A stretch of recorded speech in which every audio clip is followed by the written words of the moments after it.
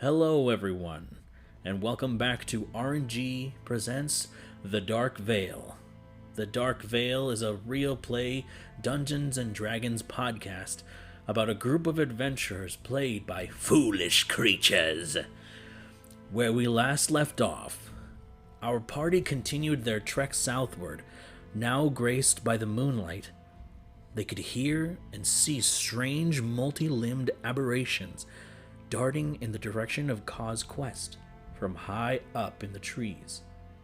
Near the end of their travel, from atop a large hill, they could see a quaint village lower into the valley, and the reflection of the glistening sea. Inside the town, a red pyre burned brightly, just as Darvington had. However, there were powerful displays of arcane fire being whipped around and expelled from an unknown source. As the party neared, their eyes caught a glimpse of strange black and red floating masses with black, writhing tentacles and a single glowing red eye. A battle quickly ensued until the creatures were no more, and the gang closed in on the village. Greeting them at its outskirts was Skaldus Cindersight, a dark-skinned fire genasi man with hair and mustache and a beard made of fire. He hands Pip a letter addressed to her from the troopmaster and explains that he is helping those who have nothing to defend themselves with in the darkness, and he cannot move on from Kaw's quest until a monster is defeated in a cave north of town. A much larger version of the same creatures they had just fought has been stalking the town, and Skaldus has only been able to fend it off before it eventually retreats back to its lair. The party deliberates and decides it is up to them to finish the creature once and for all. But when they look back, Pip is missing as she reads the letter from the troopmaster. It is a farewell letter to Pip, and she struggles with its words as she seeks Dane's counsel. After taking care of some minor repairs in the village, they have a rest before heading to the cave, carefully stalking its exterior and delving in as a large red eye greets them from within the darkness. And that is where we pick up this episode of The Dark Veil.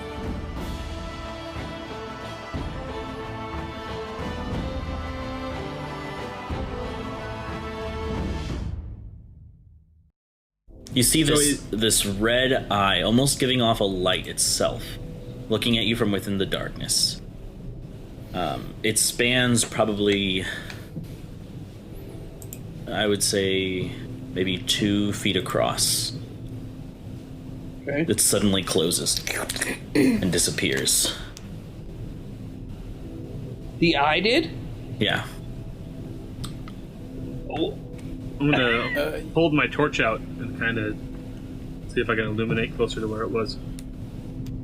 Sure. So you pull your torch out. Go ahead and just make a perception check for me. Okay. For a second, I wanted to use my luck roll like right now. I will give myself guidance on this, but I keep forgetting that I have it. Sure. First roll of the game with my new dice. With oh my gosh, I need to show you. I don't know how to. Can I do What do you this? want to show us? The 20. You're so excitable. Good job, Tyler.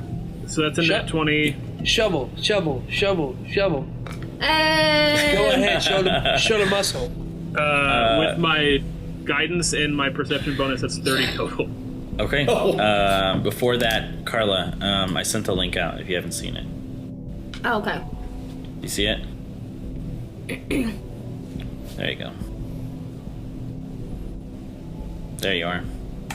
Okay. Okay. We see those where, Brandon? The eye? Mm-hmm. Just further in, kind of like slightly to your left. It'd be like in this area here.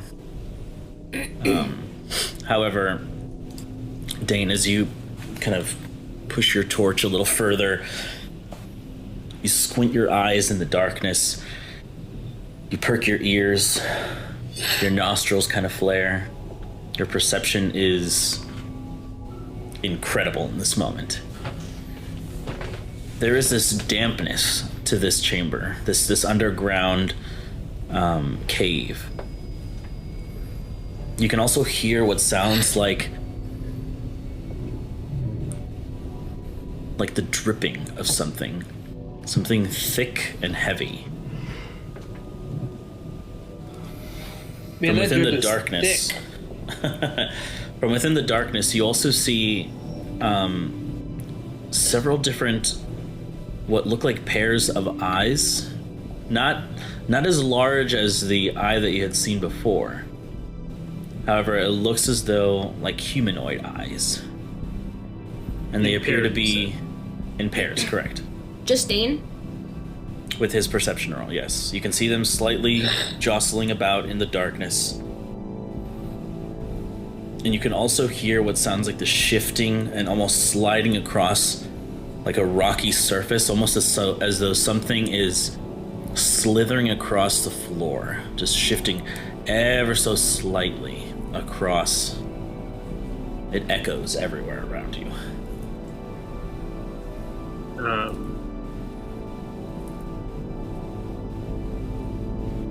I'm remembering that the jelly boy with like the corpse in it that was like moving towards us. So I kind of recoil and kind of hold a hand out behind me, and I raise the torch higher to see if I can like extend, like, I don't know. I know that mechanically it doesn't like make the radius bigger, but you know, like I'm holding it higher so that it reflects off more stuff. You will see that. I move my my torches over to where Dane points. Okay. What'd you see? Some sort of humanoid eyes in the darkness. Something moving across the floor. Do you hear it? Can I make a perception check? Or does him pointing it out, can I hear it?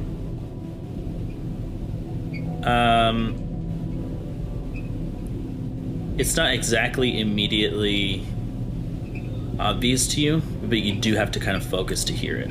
Okay. I draw my bow. Oh, go ahead. I was gonna say, like, I'm just gonna kind of like ask Dane to point out like where exactly he was hearing it from, and then I'm like, all right, watch this, and I'm gonna use my minor illusion to kind of throw my voice in that direction to see if anything like snaps at, you know, where the voice is. So the voice is gonna be like, hey, right here. Nice. So I'm assuming a deception check. Yes, go ahead. Alrighty. 5. Nailed it. Oh. We I gotta love get you new Rondon dice. timbers. So it doesn't quite sound as convincing as you thought it would. It sounds like one of those like automated like voice programs where it's like, hello, I am Rondon. Nice to meet you. I am a human. Look at me. He's a gnome. And the monster responds, hello, Rondon, I'm dad. And I just die. That joke. Rondon got dad. Power joke. word kill, like dad. Yeah.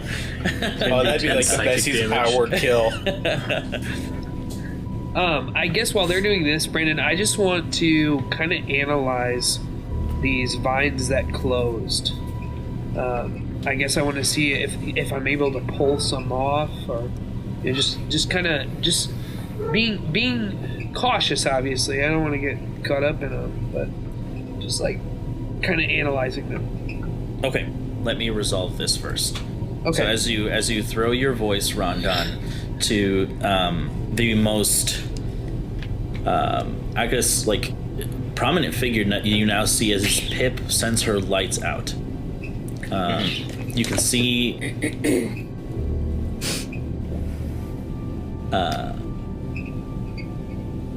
this. It looks like a shorter humanoid covered in a black tar-like substance that appears to be just perpetually just dripping and sloughing off of it. These somber red eyes just kind of glow, and its body just slowly just moves about, almost as if it's trying to keep itself up. As the voice kind of projects over to it, it doesn't seem to respond. It just continues to aimlessly just shift around in place. Someone should get an Arcana check on that. Let me get Drew, and then I'll get back to you, Carla. So It's just to clarify, it's not moving toward us. correct. Nope. It is just, and you can see that this creature is standing still, as in place, but it's moving around constantly, like its body is it's shifting, and so it's struggling to stay upright. Like it's balancing. Sure. There's always that kind of like little adjustments to. Okay. Yeah. Sorry to interrupt. Go on. So Kwansing, as you head towards the entrance of this cave, the opening seems to be completely encased in these vines. What would you like to do? I guess just kind of investigate them, just trying to... It probably is a nature check at this point, isn't it? I guess tell me what you want to do, and then I'll tell you what kind of check you need. I just want to better understand what's going on with them. Like, are they living? Are they... You know what I mean? Like... Sure. So then I'll need a... Yeah, just make an investigation check for me. Okay, perfect. Okay. Sorry, I'm going back to the main page. It's taking a second to load. Come on.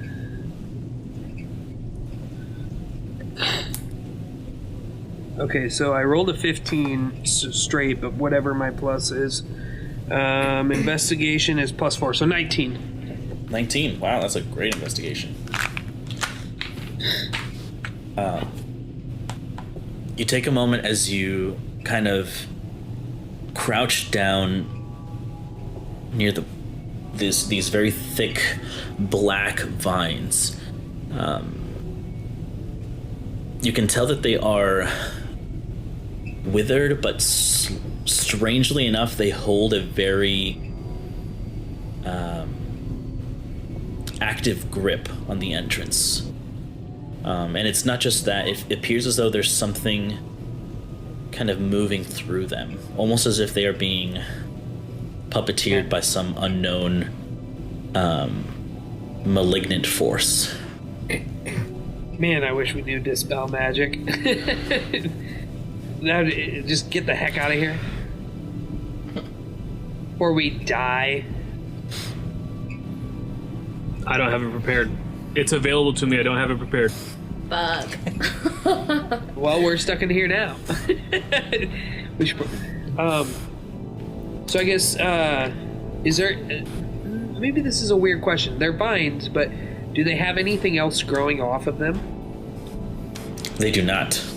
Okay, so they're just straight vines. Okay. Are they vines or are they roots? Roots, I'm sorry. Oh, okay. Gotcha. All right. That's all I wanted to know then. I'm going to move up to Eric and Niffy in that location. Here, let me do that quick. And then I'm going to just tell Eric what I've kind of gathered. I'm going to say, Eric, it appears that the door is being held closed with those vines, but not just them. It appears there is magic involved here. We need to keep our guard up. If what's in here is anything like the creatures that were attacking the village, we should expect magic.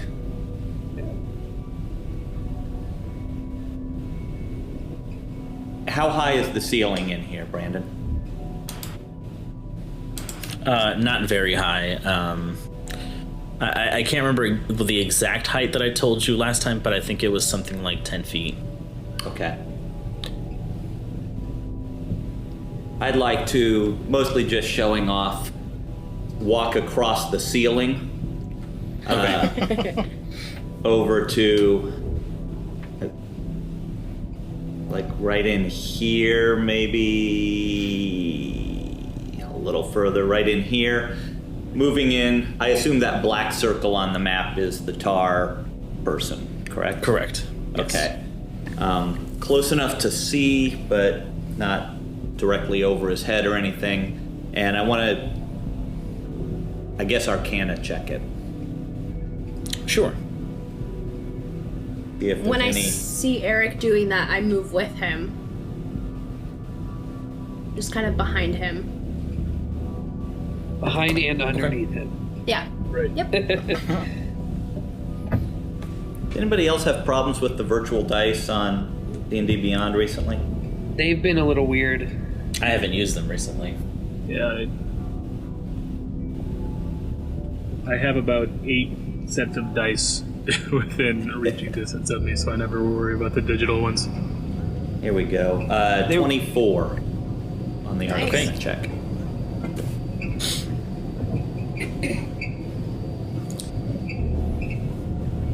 You begin to try to get a better understanding of the magic that's at work here. It appears to be like a substance of a living creature, almost like a sense of like a parasitism.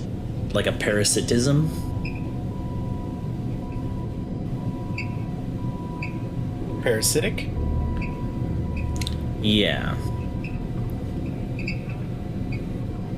Like the Pokemon? Not parasect.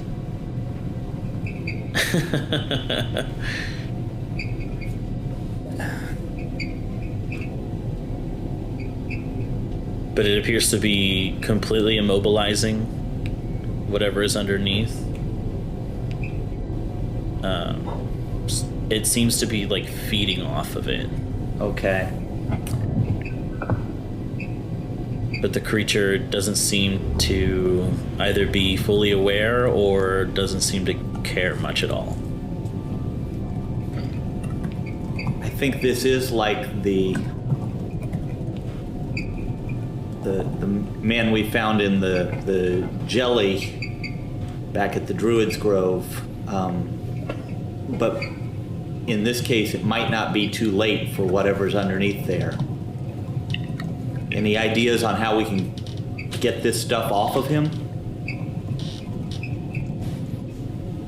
Well, my first idea is we could try chopping it off him, but that's not a really smart idea. Maybe going after the son of a bitch had put it on him in the first place, but chopping him is still an option. Don't want to rule it out. If it comes to that, that might be the way to go, but we'll call that Plan B for now. Yeah, good choice. Maybe plan C.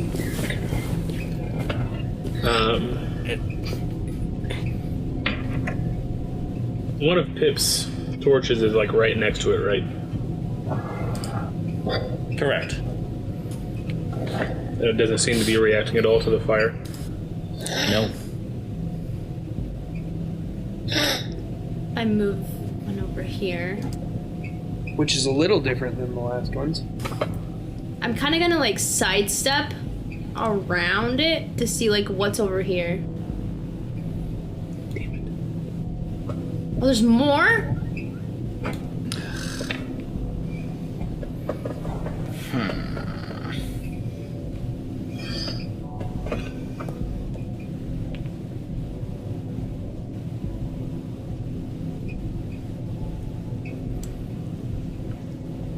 I guess I kind of want to just do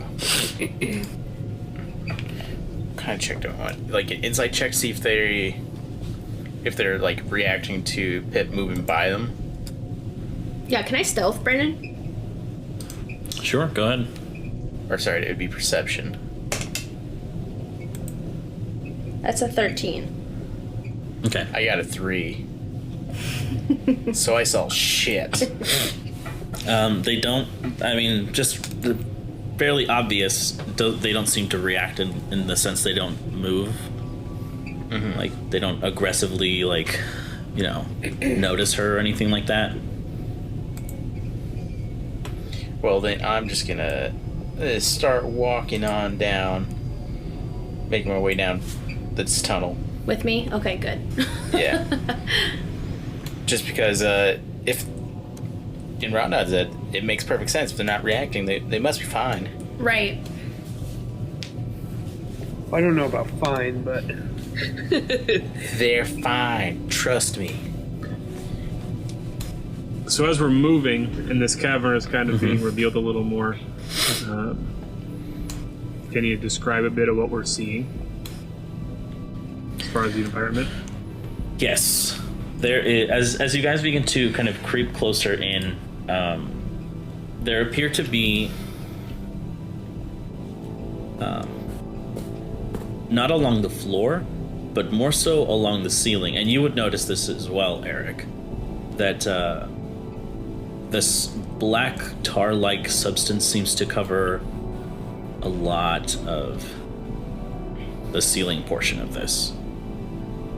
Ew. Yeah. Just scrape off your boots on the ground.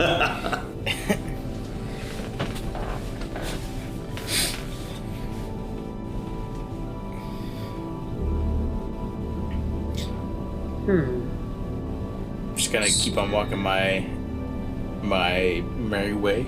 Yeah. I'm going Excuse me. going this way.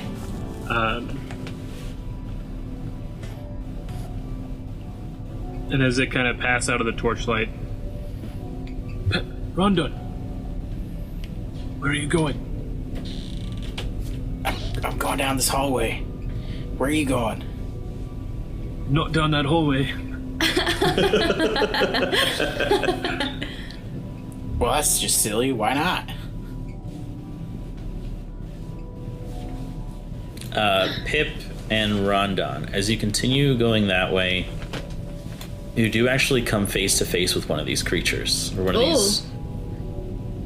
You can see that its mouth slightly opens, leaving this kind of these strings of that tar-like substance, like coming out of its mouth, creating like this horrifying sight for you. It seems as though when it opens its mouth, there's this red light that comes from within its own body, and its red eyes just glow. It just seems to gasp in front of you as it just shifts about in place, not moving. You're not even sure if it notices you there. And I'm gonna try it again, see if I can't roll a little bit better of just like throwing my voice right behind him for the minor illusion. Sure. So we're gonna roll another perception. Sweet Lord, I got a 6. With the new dice? No, I'm using the D&D Beyond digital dice. Bro. well, now that you've used it twice and failed both of them, try it again. See next time. Yeah, I'm gonna grab that die.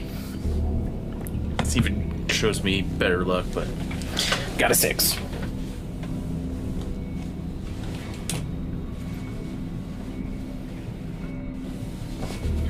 Okay. It doesn't seem to respond at all. Again. Yeah, I should have used your die because I just rolled 14 on the first roll. So Go ahead, Eric.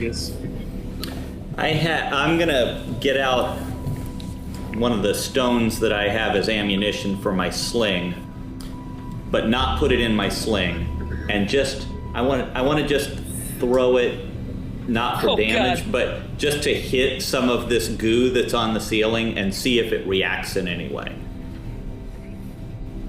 Okay. Big brain power. PvP.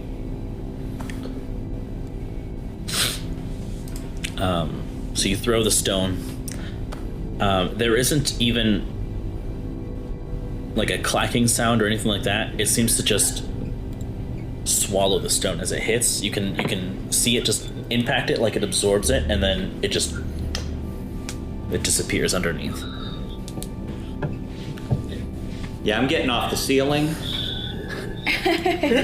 Gonna come back down to the floor. Were you dancing on the ceiling? I was dancing on the ceiling. Oh, what a feeling! Nice. God damn it. And if you got that reference, congrats, you're old like us. Rhonda, maybe we should head back. Yeah, Maybe you should head back. Hey, shut up, Dane. And I head back. I'm sorry. I'm sorry, I don't mean that, Dane. It's Dane's birthday. Are we still doing DM gifts for birthdays? Never mind, that's not important right now. Yeah. I got one. So I'm gonna...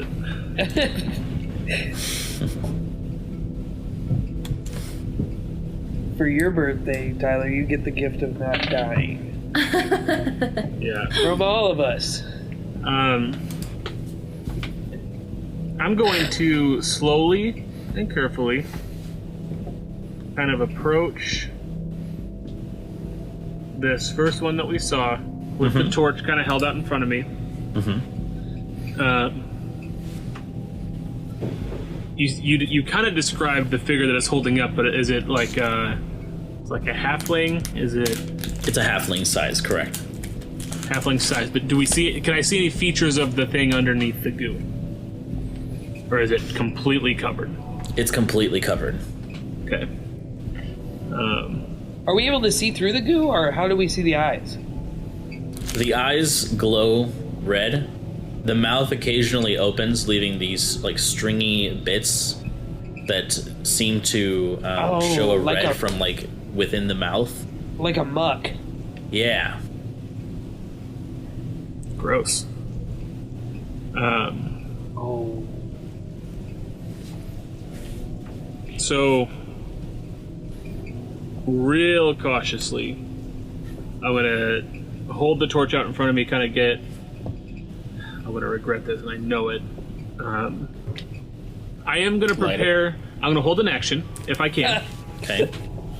And it's gonna be the dodge action for if it makes any sort of move at me in any sort of hostile anything.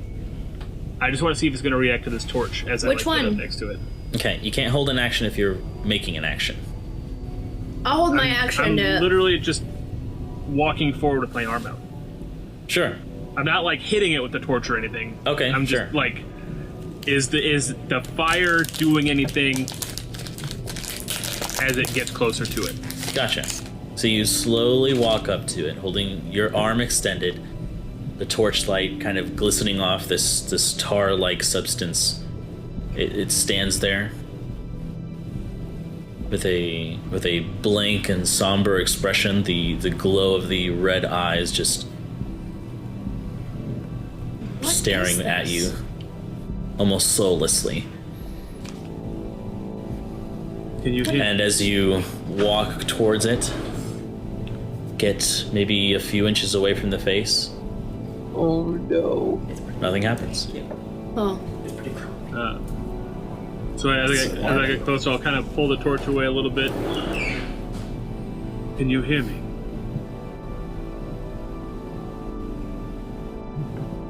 There doesn't seem to be a response. You can just see it kind of shifting about.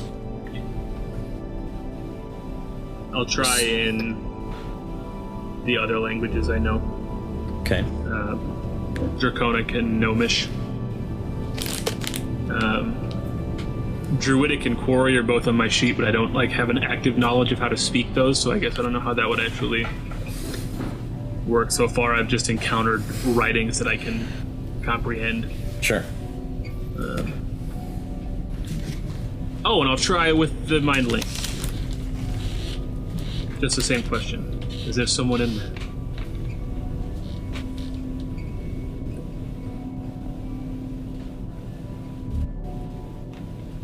You don't get a response, but you get something else.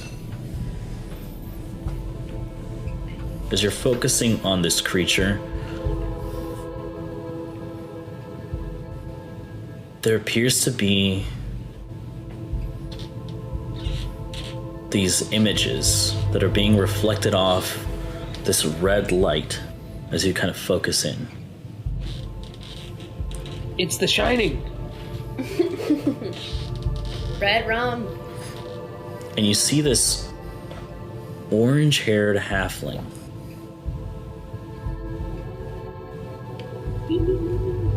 And they appear to be running through a field. They appear happy as they are clutching the hands of a female halfling.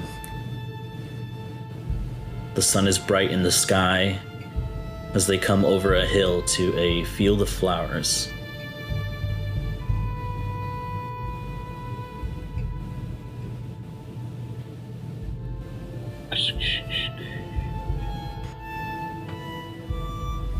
That is what you see. They're in the Matrix.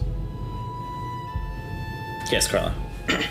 Can I do a perception check to see if I hear anything? Besides the shuffling or of these people? Sure, go ahead.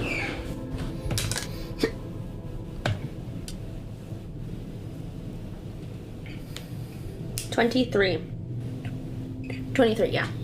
You hear like this low, almost like the cave is howling. There's this low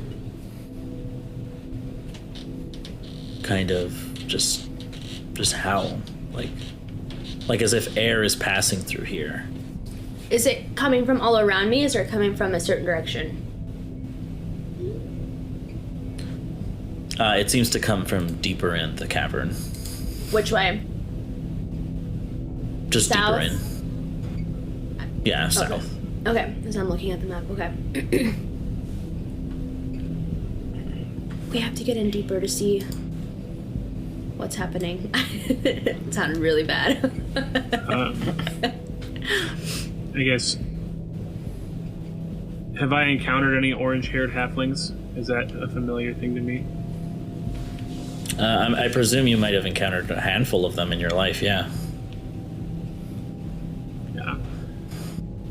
But no like significant characters. I can't remember the description of like Finnan, for example. I know it's not Eric because Eric's. Oh my gosh, is it Eric? It is not Finnan, the person you saw. Okay. And the girl wasn't Jenny or anything? Nope. Okay. People that you don't know. Okay. So she's still available, Eric.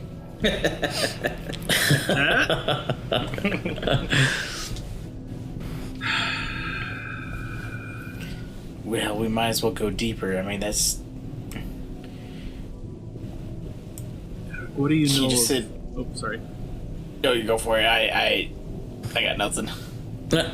No, keep saying what you were saying. Can't keep standing around.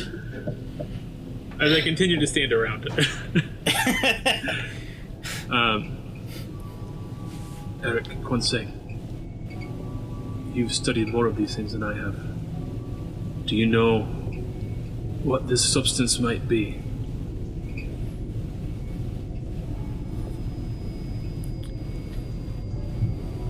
Other than that it seems to be feeding on the creatures underneath, the people underneath, it's nothing I'm familiar with. I don't know much either. This is very new to me. We should, and I'm going to point out patches on the ceiling, we should make sure to, whenever possible, avoid walking underneath the stuff on the ceiling if we can. Aye, that would be wise. And as I kind of lower the torch, because it doesn't seem to be doing anything, No. I'll say, I'm sorry, my friend. If I can find a way to release you, I will. And I'll start to kind of, I'll give it a wide berth, walk around, so I'm not like in like grabbing distance of it. And I will go the way that Rondon and Pip are going. Looks like over to the right there.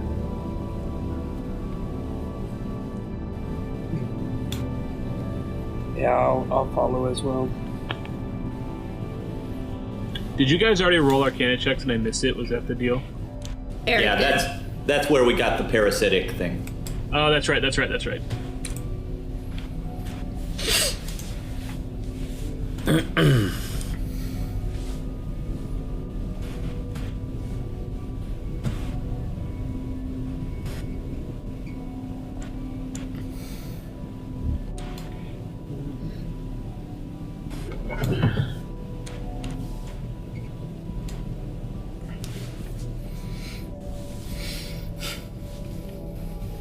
Pip, as you continue kind of leading the charge on this, Can I make a stealth check as I'm walking?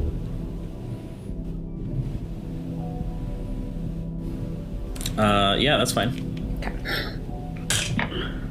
So that's a 10. Okay. As you continue walking, there's a moment where you suddenly step down on something very viscous, very thick. Your boot sinks into this black, tar-like material. Just... What the heck? You begin to kind of pull your leg up, and you can see it kind of beginning to not want to release. You see these long, stringy bits of this black substance almost clinging to you. And as you just keep pulling and pulling, you see them snap, and you see them kind of like wriggle back onto the ground. So where's that I stepped on? Like, is it all over the ground? It's in some places of the ground, yeah.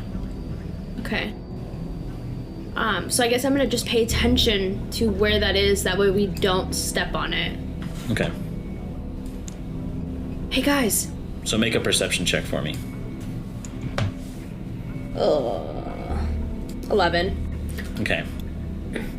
But if I have the torches like lower to the ground, would that help? Not really. No. I mean, No. you already rolled, yeah. Okay.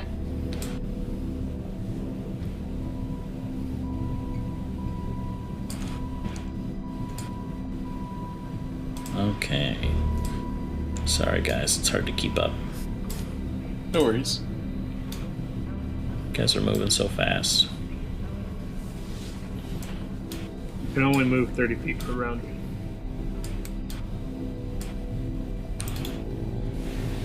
At the very least, you are uncovering the edges of the map.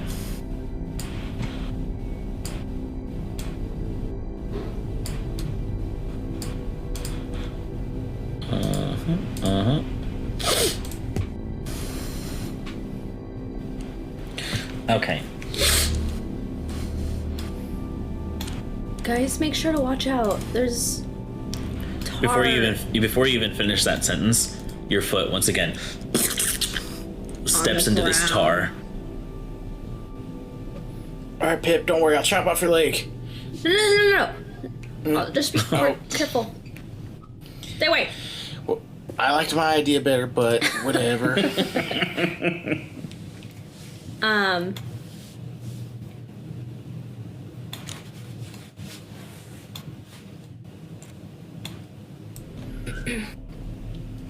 Just... Okay. Alright. Once again, you retract your boot from it. as you continue your advance. It seems like these creatures seem to be everywhere, and it's a little concerning. Yeah, I'm concerned. Not me. I'm happy about it. But the thing is, none of them seem to be. There don't seem to be any corpses anywhere.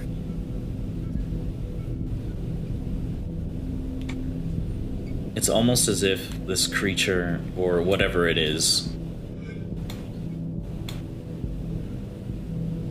keeps them alive.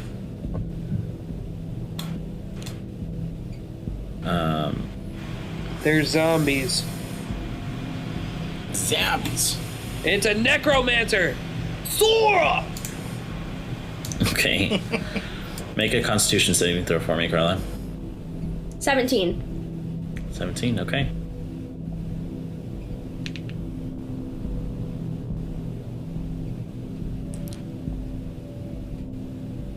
This tar-like slick, like this like blob just like falls on you from the ceiling.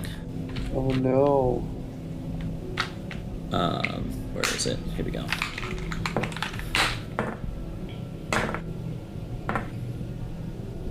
You take 10 points of necrotic damage. Okay. Yikes.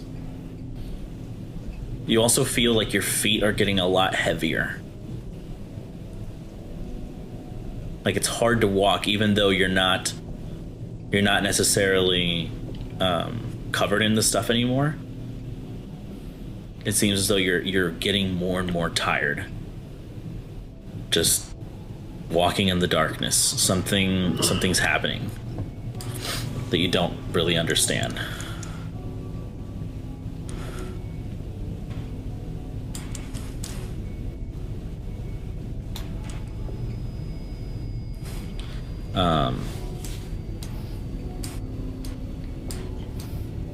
Let me see. Oh god. I'm gonna move up with Dane before I get stuck in the dark.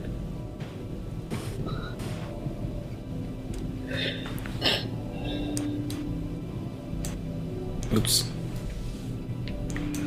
There you go. Niffy kind of moves up as well as you guys all walk in like this little cluster. Kind of sticking with Dane's light.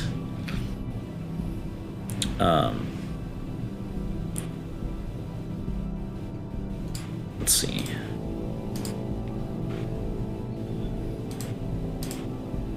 Pip, as you arrive at this corner here, you can see the black tendrils that you had seen before in the beginning at the entrance. They appear to be moving away from you, almost as if you're getting closer to the source of them. As you kind of trudge forward with your lanterns, you can see the black writhing mass on the floor just move away. And there's a split second where it feels impossibly cold in here. You can see your own breath. There is this chill to the air that just hurts your hands. Your face becomes a little tighter. And from within the darkness, you see this very thin red line appear just in the middle of the air.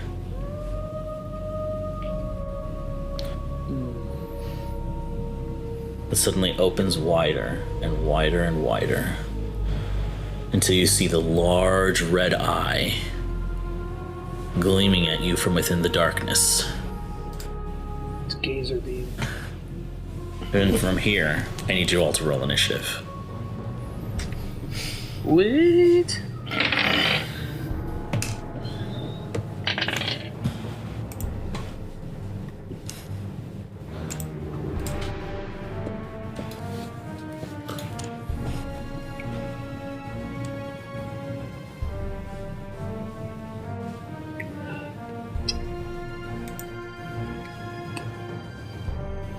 So I'll ask for Eric.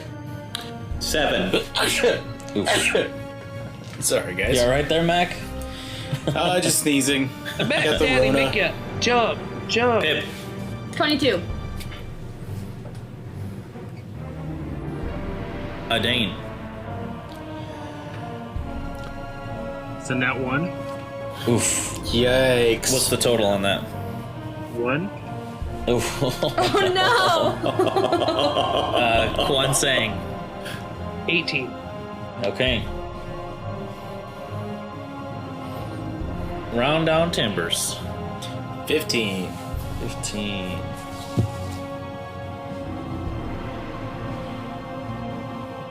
Okay, Pip, you're first actually. Okay. So you just see a red eye in the darkness. For you, it just looks like a big old target. And I'm gonna shoot. Okay. Shoot. So that's a natural 16. And then a natural 12 plus 9. That's 25 and 21. yeah. Both hit. Okay, cool. Oh, I'm gonna do my crimson right. So that's sure. 1d6. Come on. Fist in his Is it right for the booty. Prisman So eye? that's 3. But then so that's 2. Because of my Yep. mantle. Because of the mantle of the Blood Striker, correct. Right. So now I'm gonna go to here. So that's Say it, Pip. Say the thing. Say Ut Best full- Repori. Oh And yeah, then- not best full of poutine, whatever. Best full of poutine. Ut Repori. So I'm going to. It's 2d6 plus 2d6 because of Crimson Right. Yep. And I think that's it. Nice. Where are you? So wait. 25. Boop. 25 I got points 2 of damage. 5s, a 6, a 1, and then plus 8. All right, so your arrow Nice. streaks through the cavern, Holy crud. piercing the eye, and you can see the frost just kind of create this mist all around you. Yes, and then as soon as I do that, I'm gonna run. I found it! I found it! I found it! I found it! So as you begin to retreat, like I said, your feet feel much heavier than they did before. Oh, okay. Your speed is reduced by 20. Wow. Oh my god. Hey, guess what? That means Rod Dog can move 5 feet. So I moved 10 feet. Yeah, so you move, you kind of begin to start running, and you just feel like, as you begin to feel like your legs just feel a lot heavier, and you don't know why. Okay, so I say, I found it! Watch the ground for muck!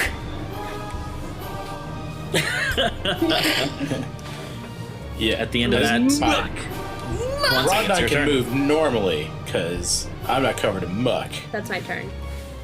Okay, Glancing. I'm Quincy. going. So Pip comes running around the corner and she's like, I found it, I found it, I found it! And Quan Sing's gonna go. Been excited to use this trick, and I'm going to whip an air scooter. Just whip a ball of air into the air, jump on top of it, and just start heading straight down the hallway towards her. Okay. I'm gonna have an action ready for if anything turns that corner. I want to hit it. Or no, I can't ready an action because the air scooter's an action, isn't it? So never mind. Wait, or is it a bonus action? It's a bonus action. So can I ready an action? Yeah. Okay. I always forget that a lot of those speed enhancers are bonus actions. They're not regular actions, which is dope. It is dope. You were right. So I'm gonna get to right here. Let me do something here quick. Make sure I have.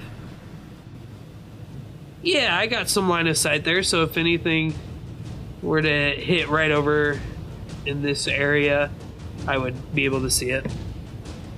So I'm on my air scooter with an action ready. son of a bitch. Brandon. Excuse me. Please excuse my dear Aunt Sally. Okay, so Rondon, it's your turn now as Rondon, it's your turn now as Quan Sang ends his turn, whipping up the wind below him. You see this swirling ball of air just suddenly carry him forward as he just. Yeah, I'm just gonna like, oh shit, that's dope. I gotta learn that. I need to be able to see in the dark, so I'm gonna pull out a torch and run back towards Dane to light that torch. You can't. Oh wait, you can't see in the dark. That's not. Yeah, Like, you have dark vision.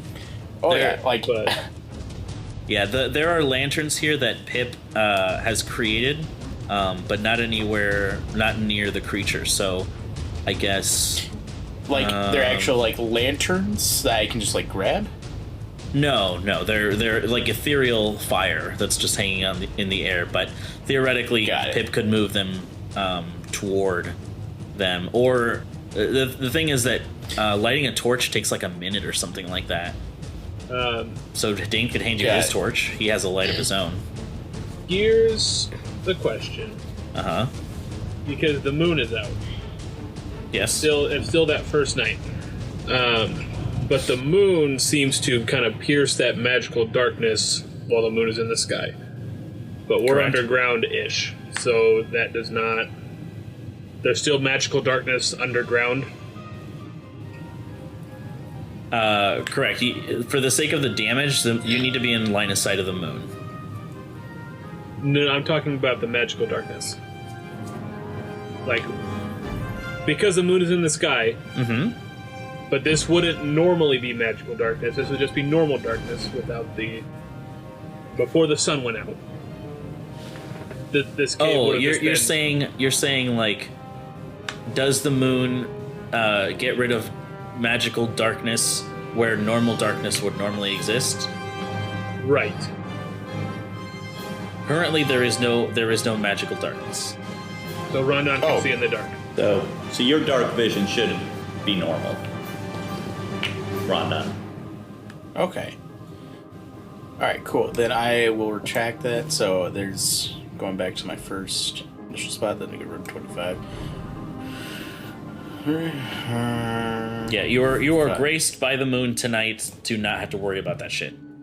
Thank the Lord. So I'll move over down here by Pip, and then just kind of like ready in action, just in case like something was to come out and try to strike me and whatnot. Okay. That's what end my turn.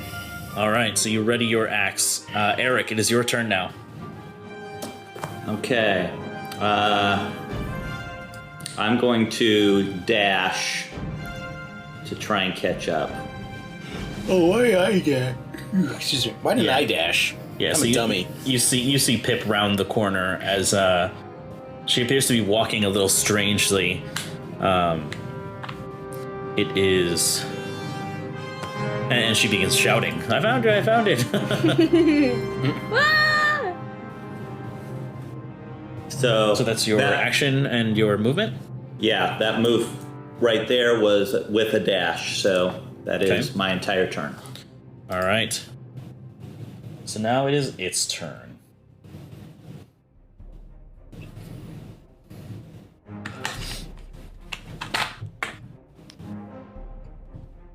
Did Niffy roll initiative? Yes. Okay. Yep, I have her automated here. So you see this creature from within the darkness. You see this black concentrated beam of death suddenly streak out towards Pip as she is running away from it. It's just this. I need you to make a Constitution saving throw for me, Pip. Okay.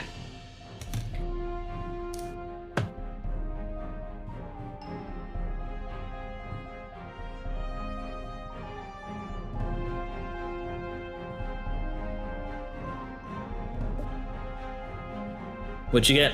Uh-oh. Natural 1. Yikes. Rip. Okay, so as this beam streaks out at her from within the darkness, there is this horrible, nearly silent gasp as the air is like just expelled from your lungs and you nearly fall to the ground, just doubling over. You take 19 points of necrotic damage. I feel like I jinxed myself when I thought about creating a new character in case I fucking died. Oh, but they take 1 point, so I actually take 18 points of damage. There you go. Do that on Good the on last ya. one Yeah. too. So give Oh. yourself 2 points of health, and then the last one would be, instead of 10 damage, it would be 9. Okay. Every little bit helps. Yep. A group with thorns, by the way, is OP because anyone that gets hit with a fireball instantly gets hit with like 20 damage, which is crazy. Like full thorns. I cannot believe I rolled a natural 1 on that one. Yeah, that's crazy. That sucked. Let's see from here. From here, the next ray fires at you, Rondon. As you see, the creature's eye suddenly turns its attention to you, and there's just this focus as the eye begins to vibrate in space. Actually, I did that one already. Here we go. This time you see this yellow ray suddenly pierce the darkness as it just kind of streaks out at you. It doesn't streak out in a straight line. It seems to almost zigzag and move across in space. As it impacts you, you can feel your body suddenly beginning to paralyze. I need you to make a Constitution saving throw for me, which you should be good at because you're a fighter. Yeah. Got a +5, so... And this is a 14. magical effect. Yeah, I don't have advantage with Constitution. Just, gotcha. What did you roll? Wisdom and Charisma. 14? No, what did you roll? 14? That is exactly what you need. Oh boy! So- Thank the Lord. You suddenly begin to shrug it off as all of your bones suddenly crack as you just begin to start moving again. You just... and it feels kind of satisfying, but you know that it's a life or death situation. Yeah, You're like, ooh, that was a had good one. Good crack like I've had a good crack like that since elementary. There you go.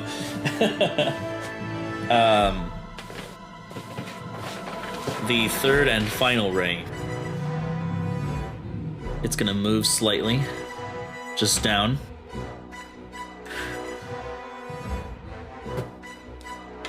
And the next person it sees is you, Kwanseng. As you see the dull red eye just kind of suddenly shift to the side as it looks at you, and the eye begins to vibrate once more as Tetweiler. there is this intense red beam that suddenly strikes out at you. You can see that part of it hits the rock wall that kind of like is slightly between the two of you, and it just burns a hole through it as it strikes out at you. I need you to make a dexterity saving throw. This is actually something you're good at. Yeah. Yeah. He can suck it. Watch me rolling that one as well.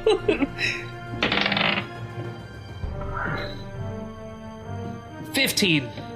15 succeeds.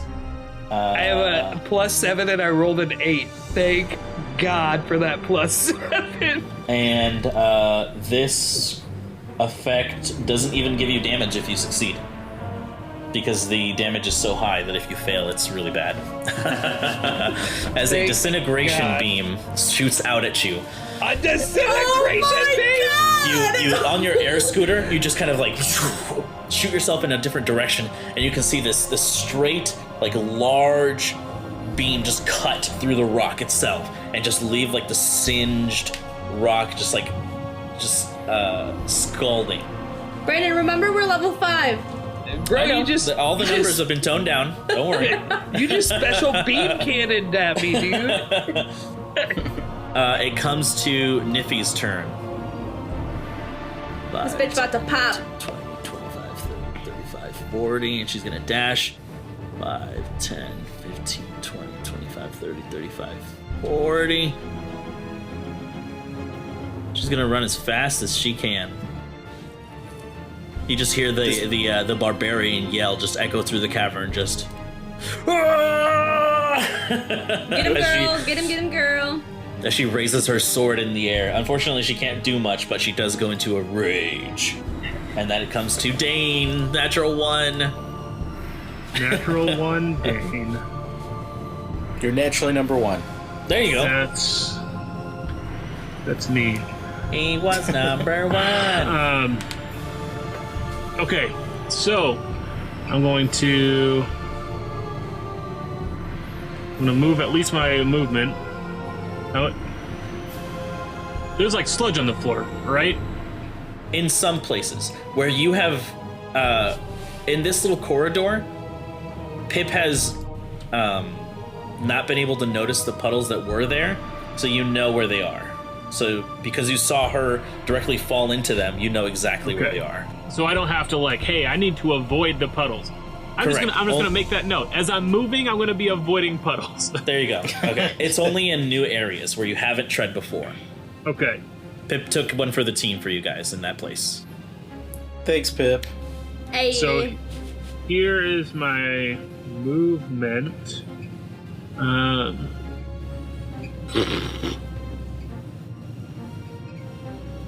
Nuts.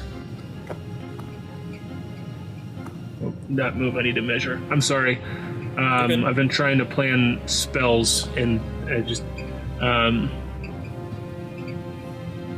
so I guess I'm gonna dash to get up a little closer. 1, 2, 3, 4, 5, 6. And then as I'm running by, I'm going to say,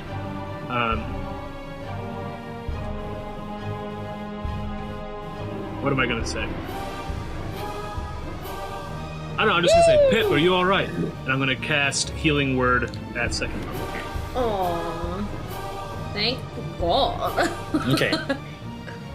So you begin to you cast the spell. Nothing happens, unfortunately. You little bitch. The spell goes off, but Pip does not receive any healing. Well, that would have been Pip's 9. gonna die. I'm feeling a little nauseous right now in real life, guys. Pip's dead. Like I said, the spell was cast, but no healing was received. I wonder if it's because of the guck. The muck. Get it off. Yeah, see if you can get it off. Let's see if you can remove it. Okay. Roll it around in the water. It's Is that a your turn, leech. Dane? Yeah, that's action, bonus action, and movement. Okay. Yeah. So the energy leaves your hand, and Pip looks at you confused, like something should have happened, but it didn't. Can I Pip, make now an it's your insight turn. check? Did he Sure, really why not? try? Yeah. Sure, go ahead. But wait, is that gonna be an action? No. Okay. I was just for funsies. Yeah. Okay, that's a 13 plus 14. Okay. You can see the sincerity in his face and then the confusion that follows. So I guess, can I jump in the water to see if the gook will come off?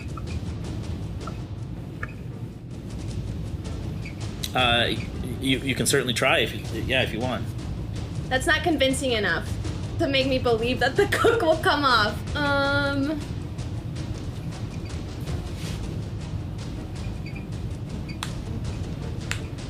I guess I'm going to shoot at it again. Okay. So that's an 11 and a 10 plus 9. So that's a 19 and a 20. Oh yeah, that hits. Okay.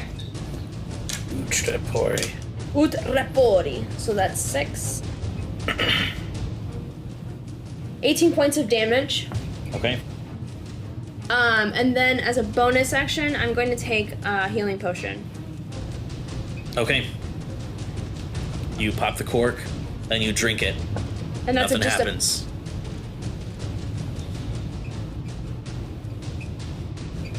Okay, You taste the earthy taste of the healing potion, but you don't feel any better. I'm gonna walk in the water then. Okay. You step in the water. It comes up to about your shin. You feel wet. The cook is still on?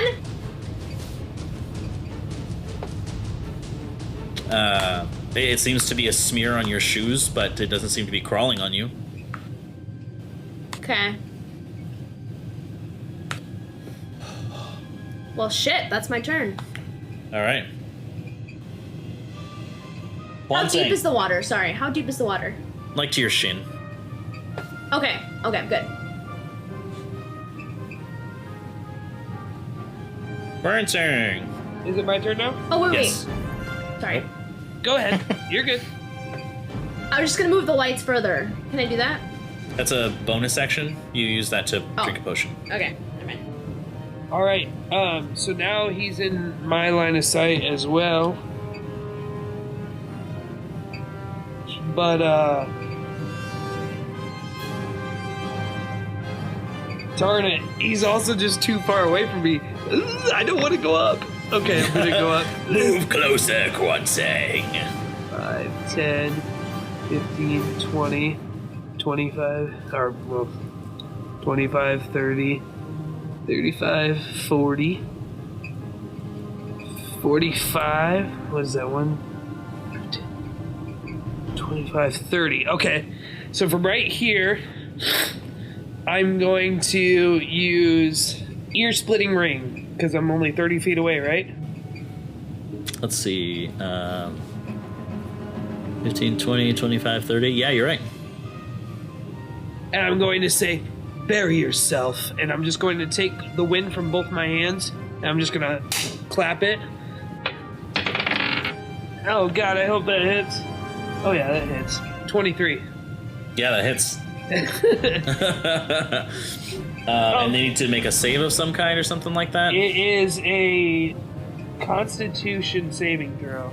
All right, so as this thunderous boom just erupts in the space where you clap your hands, it rolled a 4. So it Hey. So it takes, hold on here, 12, 14, 18 points of damage. Damn. And on a failed save, it is deafened for the duration. Okay, gotcha. All right, so that thunderous boom just explodes, and you can see the creature just wriggling, the eye just like moving around like those anime eye close-ups, you know, and it's like you know, the ones. Yes, I know exactly what you mean. And then I'm going to use the rest of my movement because I have 45 usually, but I added 20, so I get 25 more movement. 1, 2, 4, 5. I'm going to move right back to there. Perfect. All right, and it comes to Rondon. Your turn. Rondon, attack. Get him. I'm gonna dash up to him. So 1, 2, 3, 4, 5, and 1, 2, 3, 5, and then I am gonna do my action surge. This time I actually remembered the name of it instead of calling it Second Wind. Ah. I'm So you learning. used your movement and your action to get there? Yeah, so I did a full dash. Gotcha. So that I'm gonna use my action surge so I can get closer to 5, and I'm gonna be right there, and I'm gonna start attacking it. So you would have used your movement and your action to move, and then your action again to get there. So you don't have any more attacks. Or you don't have any action to attack.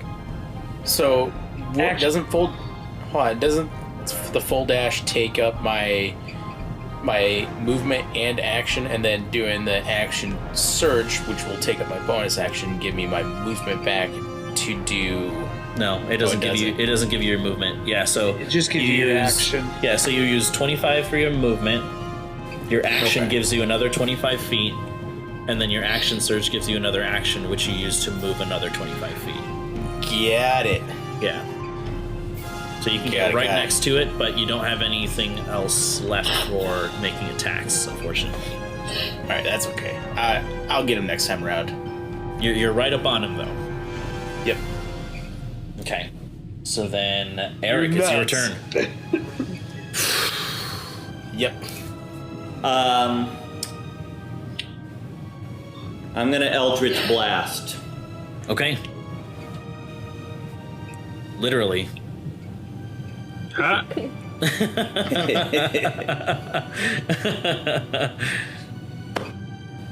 I'm gonna have to find some. Oh, here we go. It's just really slow on D&D Beyond, not an ad. I'm gonna have to find some real dice. It's only an 11 on my Eldritch Blast. 11 total? Yes. 11 total does not hit.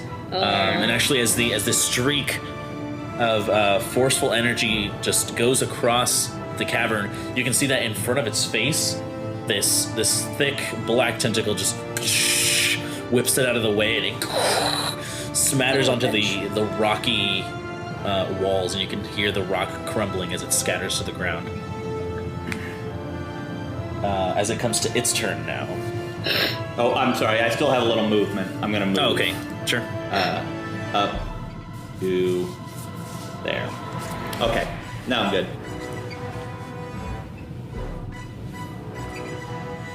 All right.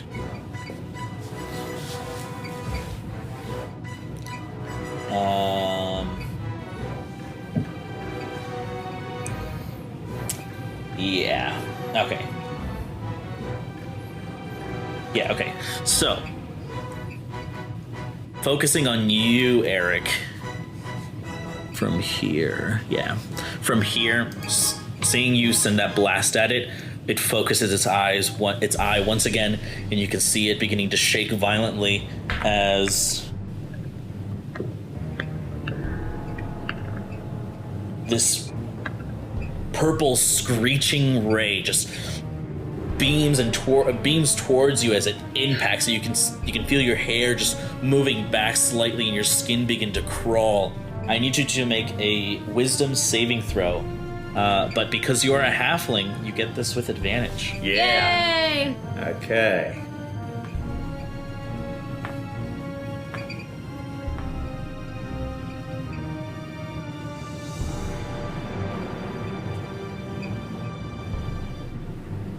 Okay, advantage is going to be useful here, it looks like. 'Cause the first roll was a 7 total.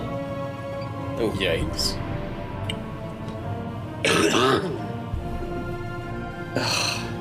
And so was the second one. Yikes. Give us a 50, just a little 50. Would you No, never mind. Go ahead. Would you like to make a deal? Oh God. With the Devil Master?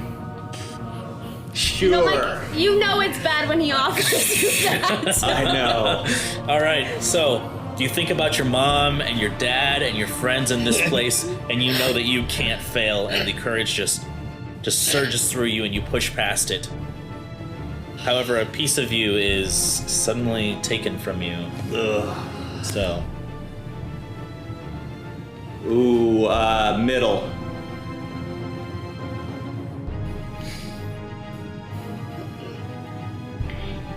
Read it out loud. Disadvantage on a saving throw. So, the DM can give me disadvantage on a saving throw at a time when he wants to screw me over. yes. That's what we just Which, did. actually, you just traded your really bad saving throw for a disadvantage of. Yeah. That's true. Yeah. Don't worry, it's What worth it would for the have, more deadly ones. What would have it been? What is that? Curiously, like, what would have the damage been? It was a saving throw against fear. Oh, Dude, and if Yeah. you were frightened, that would have been sucky. that would have Which it would have, because you can't approach and Right. literally could just move around and avoid you. However, so you push past it and you clutch your wand even harder as you steel yourself. The next ray, as it looks down towards you, Rondon, you are this tiny thing right next to this gigantic eyeball, and it looks down at you, its eyes just furiously vibrating. I swear. And I need you to make a Constitution saving throw for me. All Dude, right. if it misses, this is gonna be hilarious. Yeah.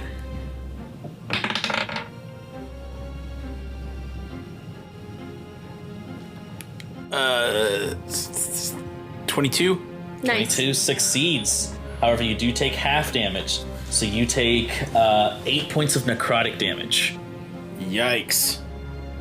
I do As- not like necrotic. Yeah, as you feel your muscles suddenly become a little weak, and you can feel this aching pain all throughout your body, and you push past it.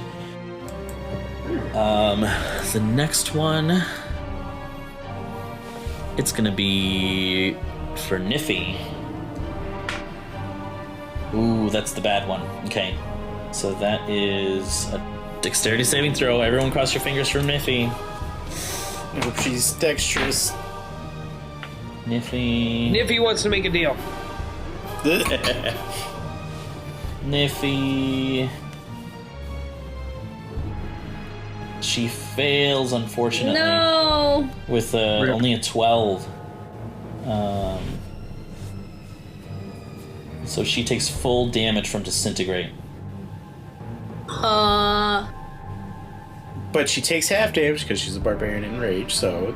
Okay. She, Carl. no, she's not a totem barbarian. She takes, oh my god, that was a good roll. She takes 35 points of force damage. Yuck.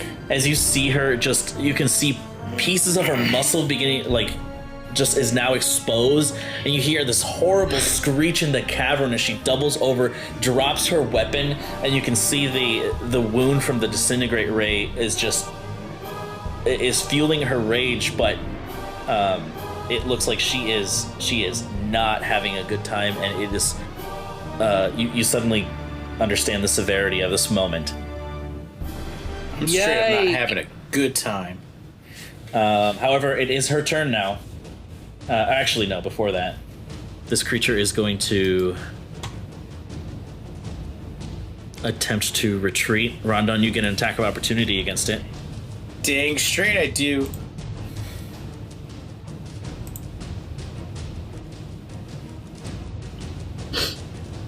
$13 to hit. 13 does not hit, unfortunately, no. Gosh I darn it. figured. Unless you would like to make a deal. No, not to... I think I already have one under the belt, so... Do you? Let me check. Don't remind him. I have them all here.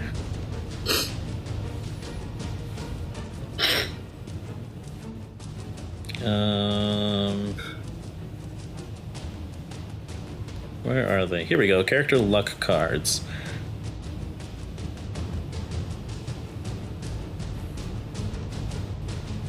Oh, that's right. I just have one that's missing an attack roll. I haven't claimed that one yet for you. I'll have to remember that for when you get a crit. You just now used it. When he No. missed Yeah. just now.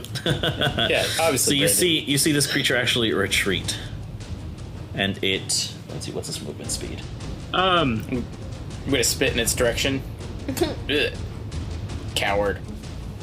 Yeah. Is that all the farther it goes? Nope. No.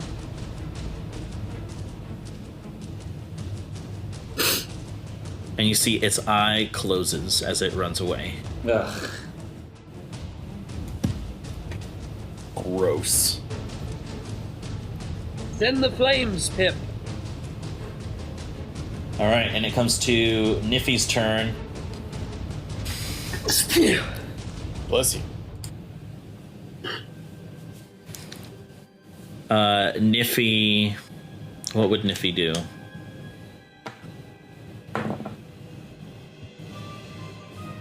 Niffy is gonna run back to you guys. She's like She just says, "Hey, I can use some help over here," as she clutches her arm, and you can see the blood trickling down as her exposed muscle just like it's horrible to see. It's your turn now, Dane. Okay. So as this thing is kind of retreating, maybe this is a question that's too meta to ask. How fast did it look like it was going? It was impossible to tell, honestly. It just kind of just moved away. Alright. So Dane is going to 1, 2, 3, 4, 5, 6. Okay. Your radius is what? 15 feet? 10 feet? I thought the shard was 30 now. I thought it was 15 before and I doubled it. Or was it 10 and I doubled it? It was 15 and then you doubled it. That's what. So what it was. 30.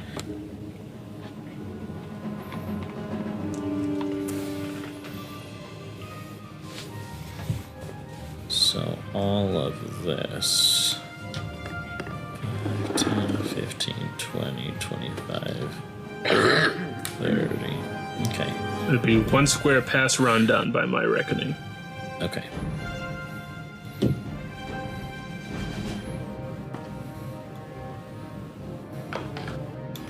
Also, wouldn't I still be able to see it with my dark vision? Yes, and when it comes to your turn, that will be the case. Okay, just want to double check.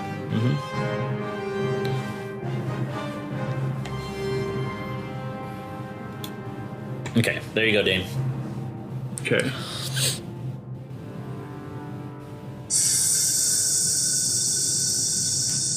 Son of a bitch. I'm gonna cast Fairy Fire. Okay. Yeah. Hey. Just in the darkness. Just give me a laser pointer Here. radius. That's where it'll be centered. It's a 20-foot cube. I hope you get it. Yeah, me frickin' too.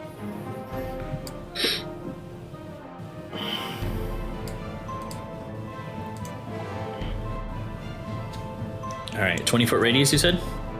20-foot cube. 20-foot cube, so it would be...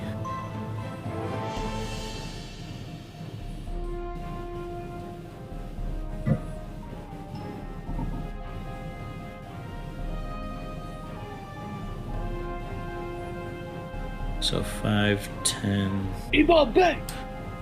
Ibombe. Ibombe! Ibombe. Bang.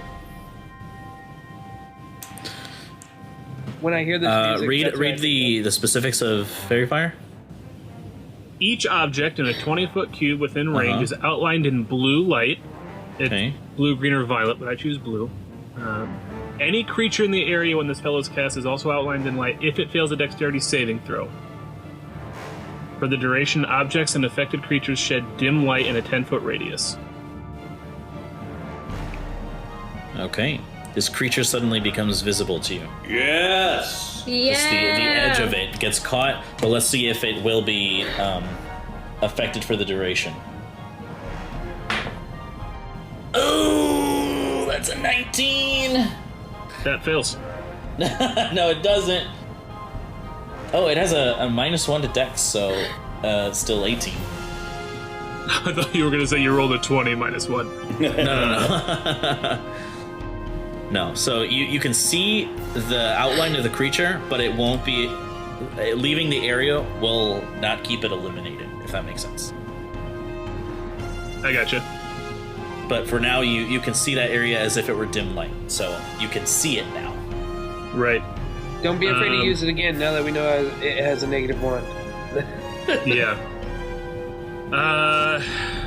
I guess that... Meta. The first level spell.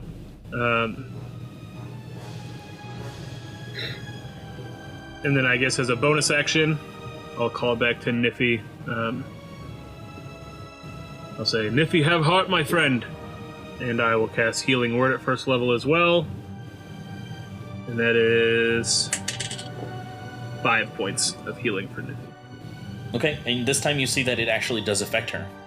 All right, so it's the sludge, not the magic itself. So Pip, just hide. Just Yeah. All right, is that your turn?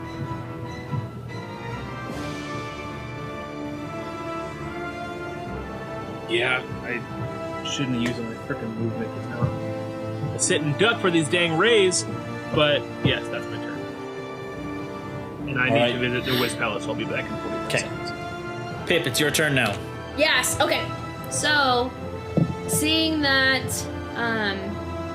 You're like, Ash, that fucking hurt.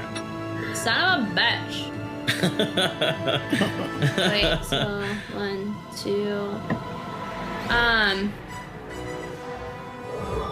I'm gonna, as a bonus action, move my lights. Okay, just read up on the spell and how long or how far you can move them. Okay. I think it's 20 feet, but I'm not sure. I think so too. 20 feet from their spot that they are currently, or 20 feet from her spot? 20 feet from the spot they're at. Yeah. Okay. So move each lantern however... I did. However direction. Okay, perfect. Yep. So now I'm going to, because I see the fucking demon. I'm actually gonna try to take the guck off of me. Okay. So I try to take it off of my feet.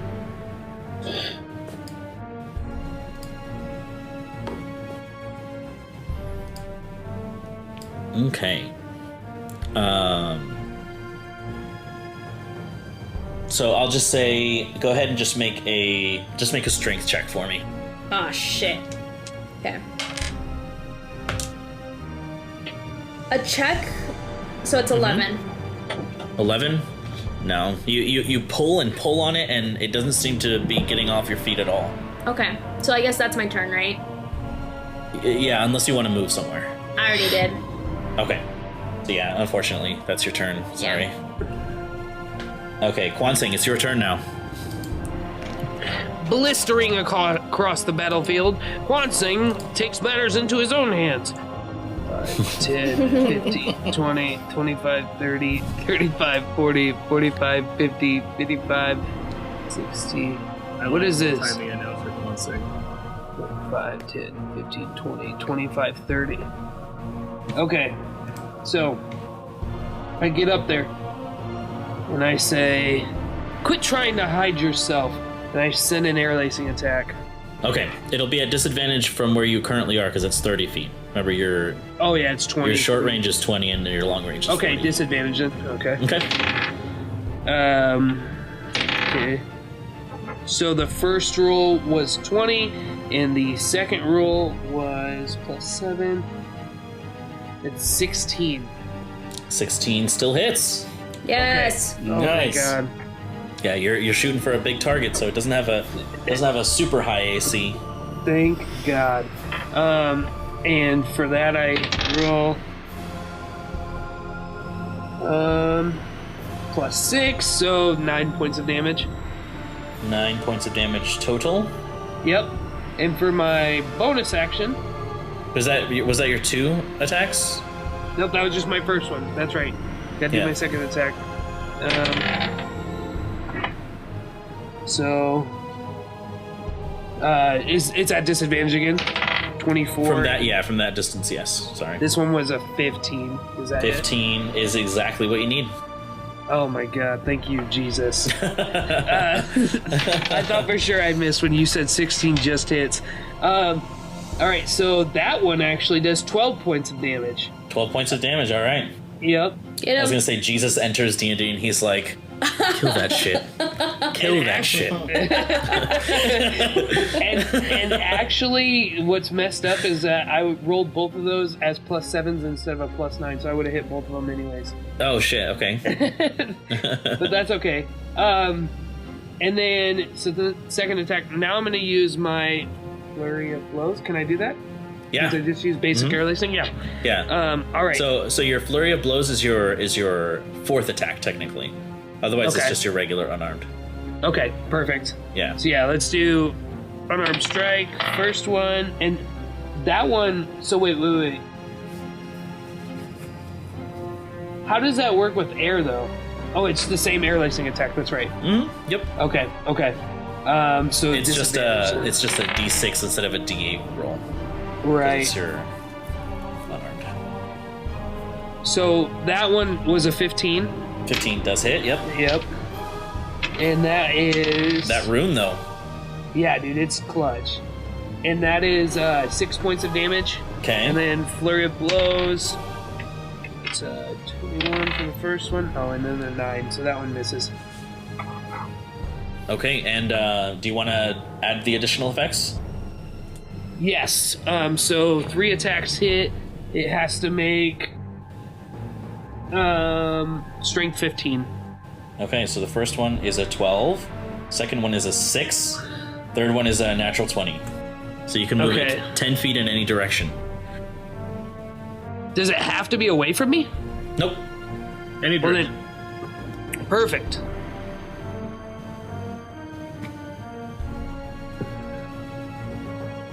That's 5, right? Because it was here, so then 5. All right, I don't know how to move the big ones. Let's see, it was right here. No, it was right here. Oops. It was right, god damn it. There we go, it was right here. So yeah, that's 5 feet. And then do it one more towards Rondon. There you go. And then I'm going to, that's all my movement, so I'm staying there. All right, yeah, so you just, with your air scooter, you just zoom across the battlefield, and you dismount from the air scooter just with like super cool like monk shit flip, and you just swing your staff around and just creating these cuts in the air, and it just batters its form as you see its tentacles writhing in and out of the fairy fire that Dane had created as you just like create like a vortex that just pulls it in, and it just moves involuntarily. I love that. That's way better than how I would have explained it. Is that your turn? Yes. So Rondon Timbers, it's your turn. Let's see if you finally get some action. Yeah. Gotta get some action tonight. I'm gonna just start swinging my my axe into him. All right, so you rush up to him into the glittering fairy fire that is around you. It's like prom night. There's like you just need some slow music, and this thing is like your date.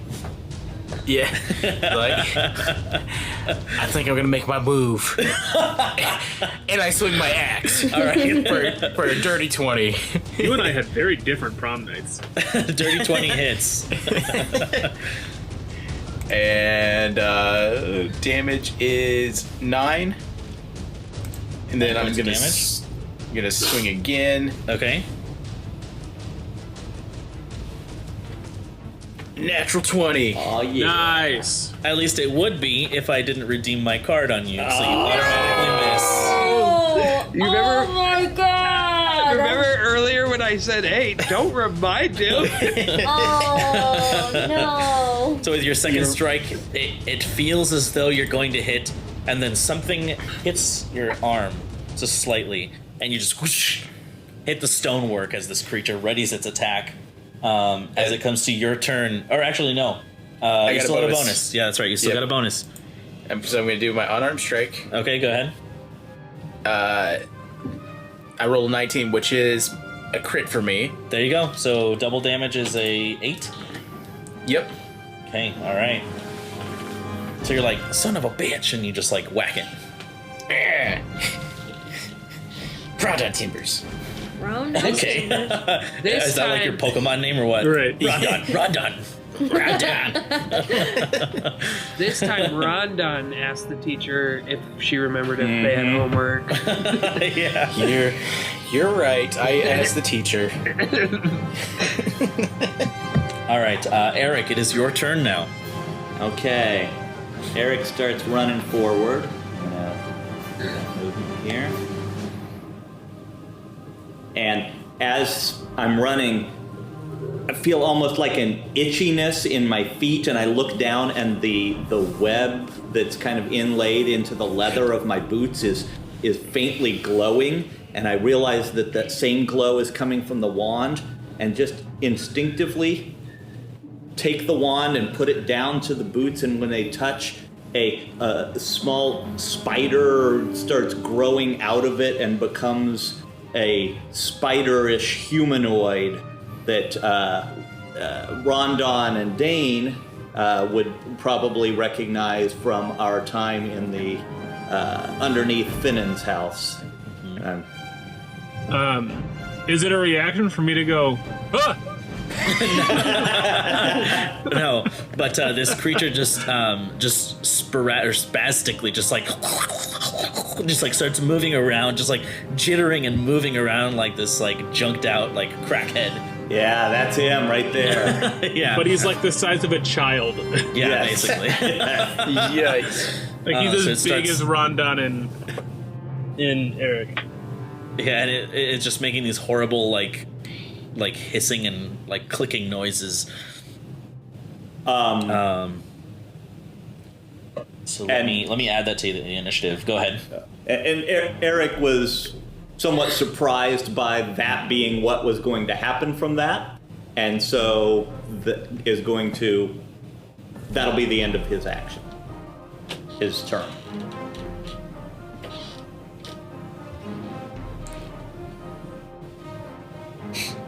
Okay, so now it is. You still have your movement and a bonus if you need it. I did my movement, Okay. and no, I'm gonna hold on. That's it. Okay, so this thing, I don't know if you have its do. stats on D&D Beyond, so Yeah. it goes directly after you. So go ahead and Oh, let me just put it on the map, I guess. I'll make it pink.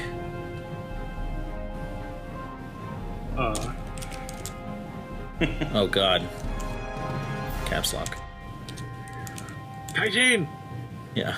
Well, no, it was lowercase c, and then like the rest of it was it was Hygiene! well then Eric will use his reaction to say, "Go help the gnome. I don't know if you understand me." And it just starts forward. So 5, 10, 15, Wait. 20, 25, 30, and then it would use its dash. So Right. 5, 10, 15. So it would get right up on this thing. Doesn't have any attacks, however, but it is ready for the next round. As it comes to the creature's turn, you can see that it looks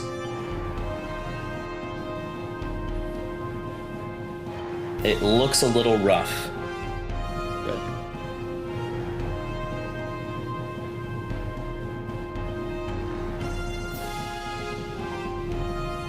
As it looks to Rondon first, focusing its eye again at you, Rondon. That is, I need you to make a dexterity saving throw for me. Dexterity saving throw. As the eye just glows brighter and brighter and brighter red. Fuck. Dirty 20. That succeeds. So right next to you, you see as this pit opens up in the ground as the beam just carves a good 60-foot hole in the ground. Yikes. Really dodged a bullet on that one. No, What? it was a disintegration ray. Yeah, duh. Jack. Oh, my bad. Do bullets even exist? What's a bullet? For you, Kwan Sang, this black ray aims towards you. I need you to make a Constitution saving throw. Oh my god. This is not my greatest save. But it's also not my worst.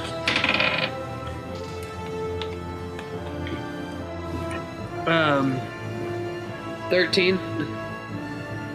13 is not enough, my friend. So as the black ray streaks out towards you, you can feel your life force being pulled from you. and you take 23 points of necrotic damage. Yeesh.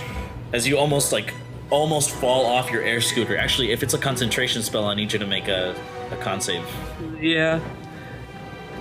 What's the save, I guess? Is it on It's the... Constitution. The DC is 11. Well, I just rolled a natural 20. Okay, So- so you maintain concentration. That pays You're off. concentrated AF. Yeah. My will... Oh, that's what I say. My will is not broken. As you clutch your Just my side, bones. your will? muscles are horribly aching. And now it is going to...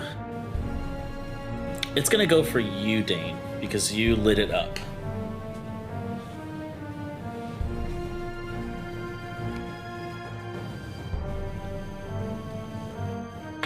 And that is...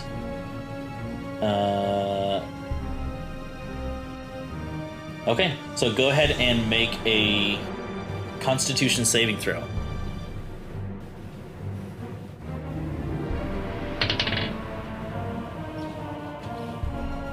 Seven. Oh no!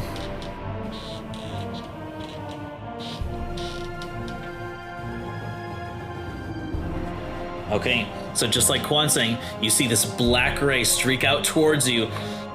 Quan saying, as you feel the impact of the ray, you see it fire like almost double, and you look over your shoulder to see Dane, and the black ray just seeps into him.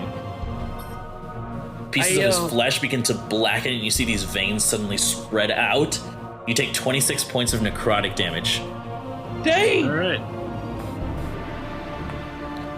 And Dane kind of buckles for a moment. Yeah, the air just he's completely escapes from you for that 1 second. just leaning on the Apexis flora, kind of straightens back up. And I will make another Constitution save. So Fairy Fire is dispelled. Okay.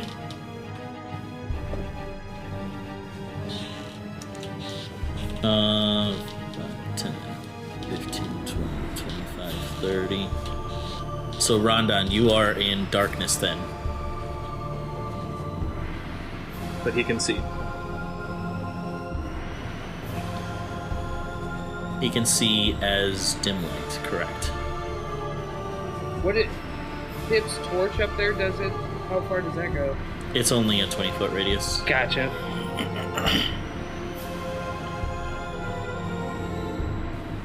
Okay. That is its turn. Now it is Niffy's turn. She turns to you, Pip, and she's like, "We're getting our asses kicked." Yeah. She I love pulls it. out her. She stows her blade, and well, for action economy's sake, she throws her blade. She pulls out her crossbow, and she begins to aim with it. Let's see if she gets it. She's not very good with her crossbow, so Oh god. let's see. Nope, that's an 11. So the bolt just streaks forward into the darkness and disappears. And she's like, "Fuck!" And she pulls the what is it? The wire Yeah. back. Sure. Dane, it's your turn. Technical term for it. Fuck. So because I have 2 hit points, I'm going to use the healing magic on me this time. No. You ding. So as this like necrotic ray is like just seeping in, and like you said, it was like spreading throughout like the veins and stuff. My eyes kind of start to are like bloodshot just from the. I'll take a breath and I'll say, "Take heart, Dane," and I'll cast Cure Wounds on myself at 2nd level Okay, as a bonus action. as a bonus action. I'm sorry, healing word. Healing word. I'm so sorry. Healing word, not cure wounds. Wrong thing. Why won't my thing scroll? There we go. All I was right. rolling d4s when I rolled it. And I don't know where my d4 went, so I have to roll it. Okay. So as the healing magic is released, nothing happens. Son of a bitch. Oh. Okay. As the creature's eye just looks at you.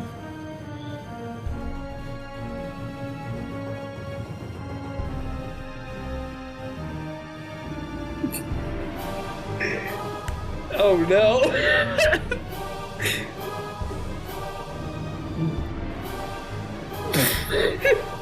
Dane's gonna die again. Oh my god. Okay. You're starting to understand that while its eye is open, nothing can heal.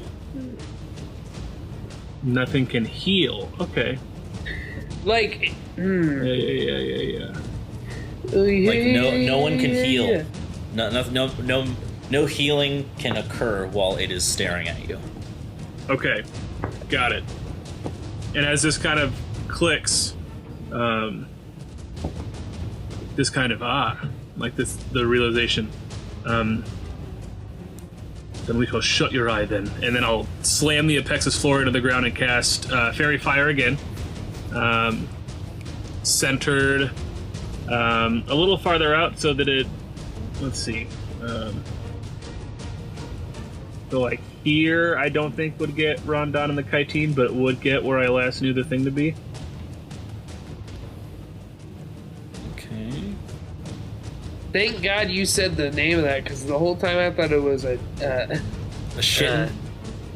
no, but I was thinking Shy Time. Okay. Like, It's Kytine is just my best guess. I don't know if that's, maybe that's what Brandon said too when he threw them at us, but kitten.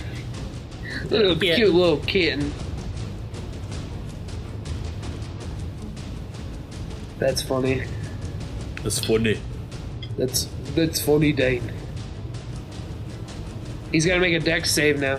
He does. Let's see. No, I don't want to adjust hit points. Dex save. Yeah. That's an 11. that's a failure. All right, now so you he's see done.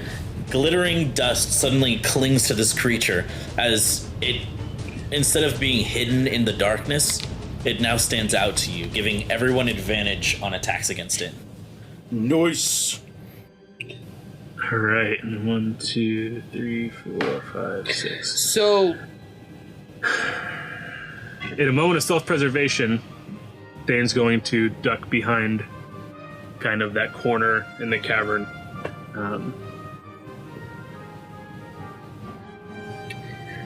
hey Dane, what are you hiding for?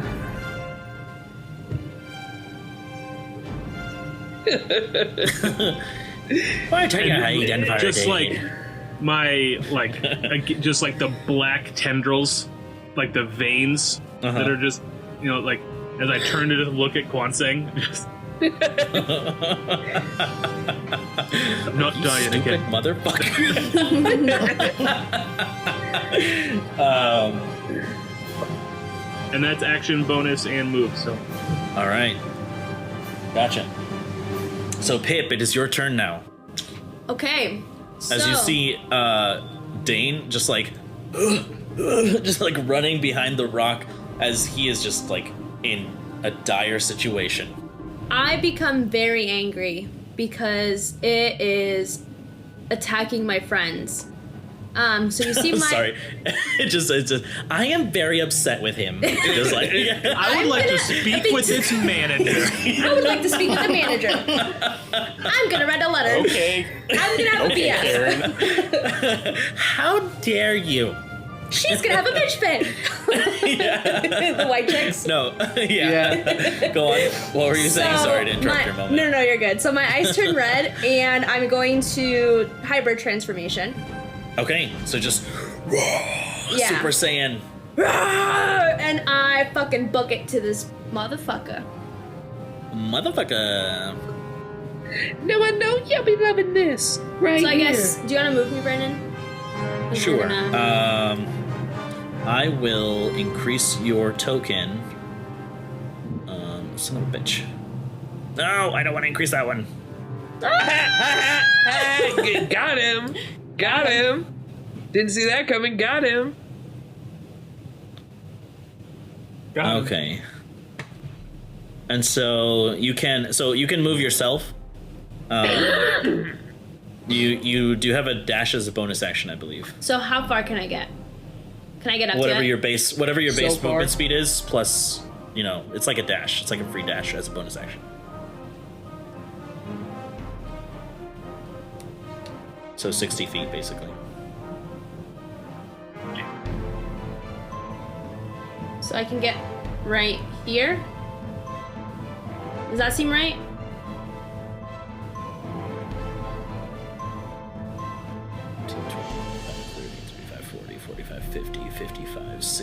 No. It'd be like right here. Yeah, so you would just be out of reach, unfortunately. Gotcha. You're not quite that fast. You can use your regular action to dash to just get there. Yeah. You want to do that? And I'm gonna move right here. And then as a bonus action, grapple it. I don't have a bonus action because I used it to run. I don't think you can bonus action to grapple anyways. I was kidding. I'm gonna move right here. That way I can give rundown advantage. Okay, so you just and this is very interesting for you guys because this is the first time that Eric, Dane, and Kwansing, this is the first time you've seen her transform because last time you were knocked unconscious by the bolt of lightning. Yeah. So with a just a chilling howl in the cave, you see Pip suddenly transform into this enormous lycanthropic form as she just begins to savagely run through the cavern, kind of kicking off the walls and jumping over everyone else as she skids to the side of the creature and readies her attacks as the claws just go up. Can I go over it? Over the creature? It kind of stands from ceiling to floor, so Gotcha. It doesn't really, yeah. Gotcha. Okay. And as she runs by, I'll go, whose wolf is that?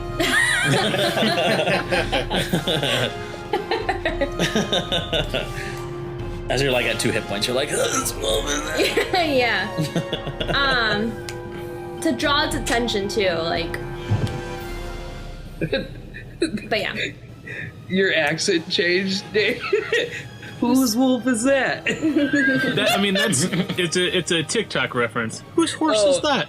Oh, gotcha. But You know who it's not more beautiful than? It's not more beautiful than you.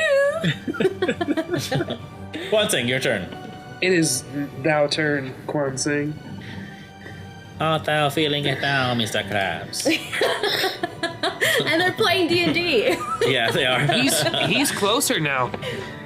So he's screwed. And I use my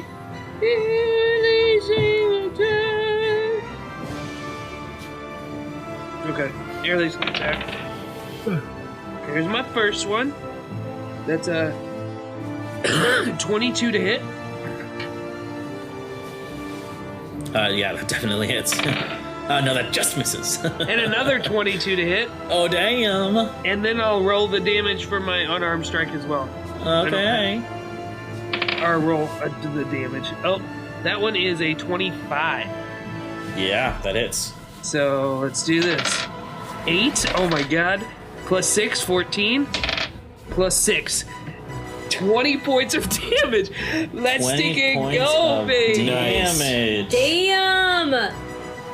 And I just say, if I can't shut your mouth, I'll shut your eye.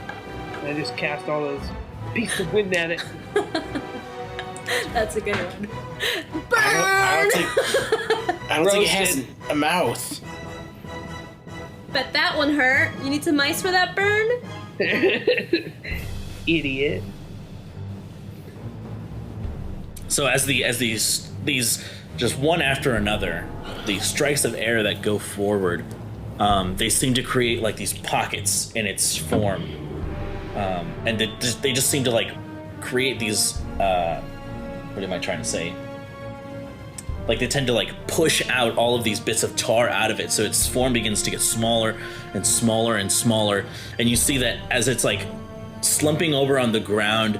You can see it's extremely weak, and you shoot your final blast at it. And you see that one of the creatures that is near it, the tar creatures, suddenly explodes. Just and it doesn't seem to, the creature doesn't seem to die. Oh. It doesn't what?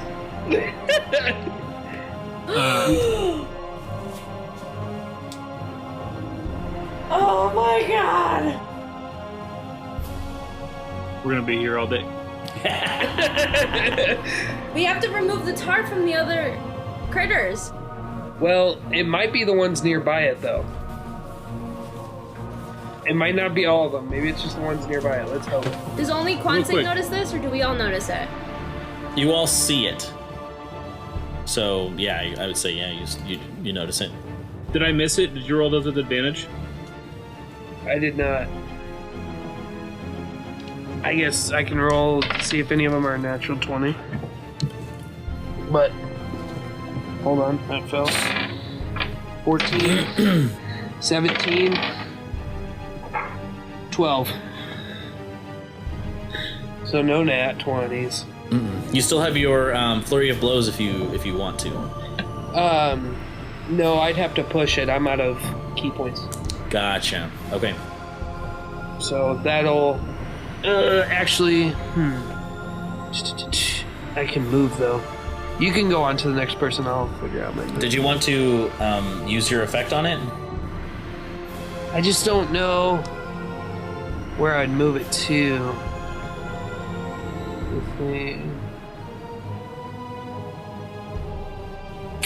No, I'm good.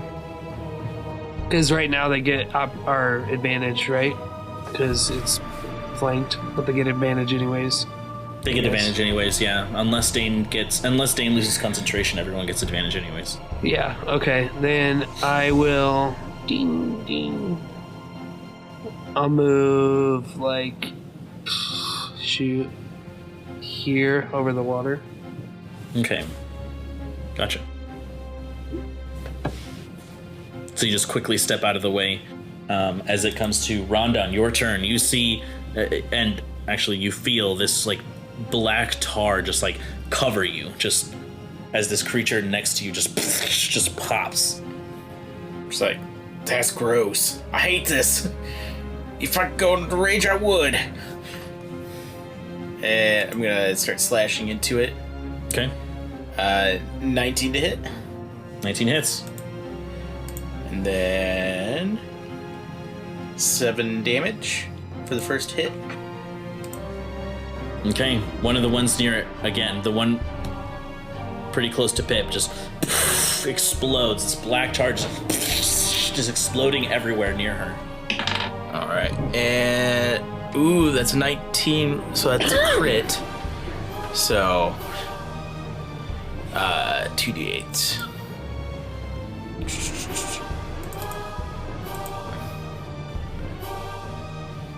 11 plus 5, 16 more damage.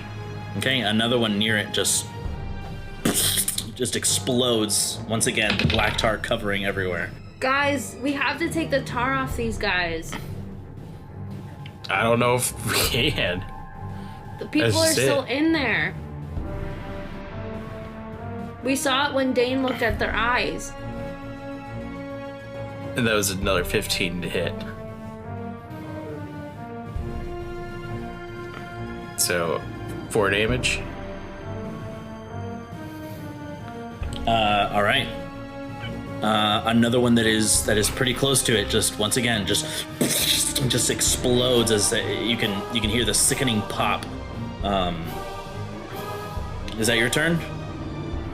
Yes, that's all I can do. All right, Eric, it is your turn now. Okay, seeing 4 of them explode like that, and I'm standing right next to one, I'm gonna just with bare hands, just try and scrape off goo off the one that's right next to me. Okay, make a strength check.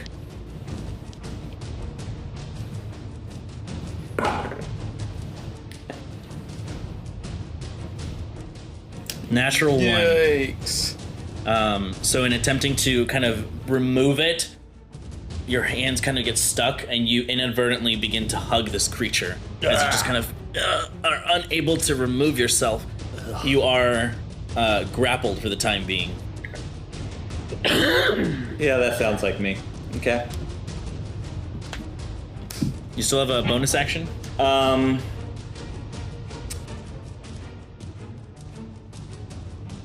Okay, Misty Step is verbal only, no somatic, so I'm gonna just say, no, I'm out of here, and Bye! Misty All right, so Step out of there. It releases you as you move whichever way you wish in 30 feet. That's great thinking. All right. At the end of your turn, if that's the end of your turn. Yes, that's the end of my turn. Okay, it is your little bugger. Who is going to attack the creature. Okay. So he has, am I correct, he has 3 attacks? Correct, yep. Okay, all with advantage, so... Yeah, this thing is, I mean, it does very little damage, but 3 attacks is nasty. Right.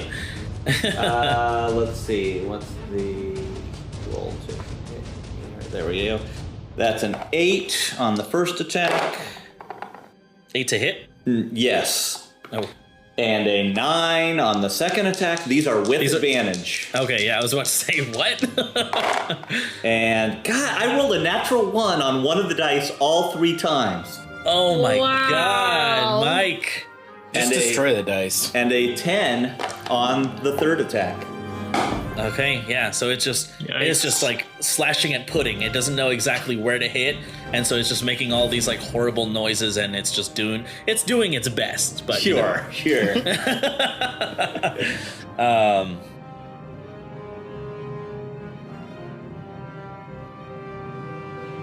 That's a weird analogy. What? Like slashing at pudding. Like that's a thing. Well, that's what it looks like. That's an experience that people have. You know I mean, how I'm it sure be. you can imagine. Yeah. Vat of pudding. So it is going to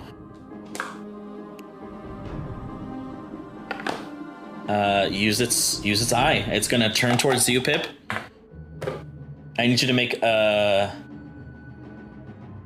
dexterity saving throw for me. 9.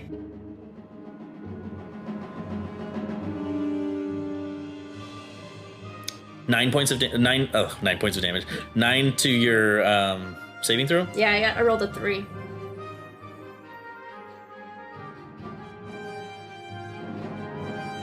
Okay. And that is...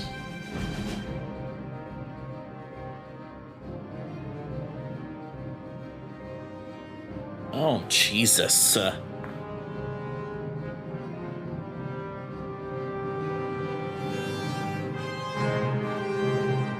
So that is a...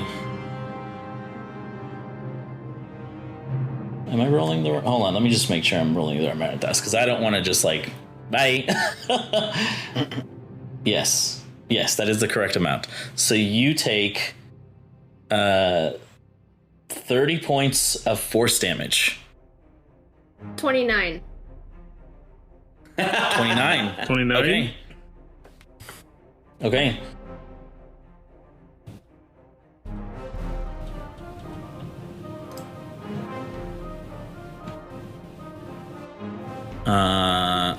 You hear a popping noise somewhere off in the darkness.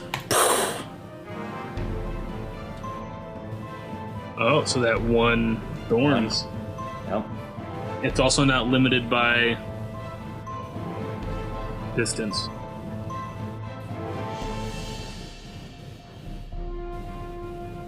The second one is going to go for Rondon. Constitution saving throw from you, buddy. Okay.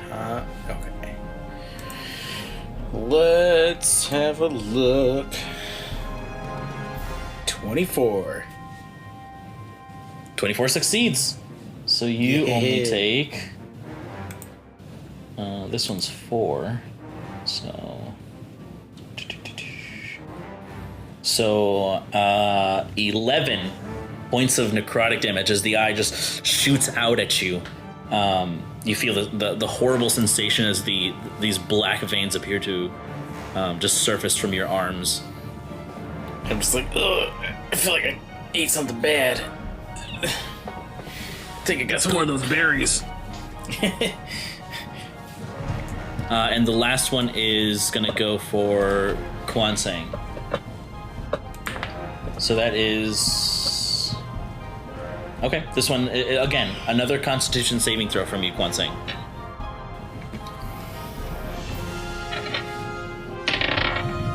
19 succeeds, so you only take 10 points of necrotic damage as the beam strikes you, but you manage to hold yourself. Okay. That is its turn as it comes to Niffy. She reloads her crossbow and she shoots with a advantage? natural 20. Hey, Niffy, the MVP. I decided to kill it. As the one right next to you, Eric, just pops. You're covered in this black tar-like substance. Dane, it is your turn now. All right. It appears to be like a giant black egg yolk on the ground, with the eye as like I guess, yeah, like a red egg yolk, and then the blackness is like the whites. The black is the white. I get it. Yeah. You get it. You get it.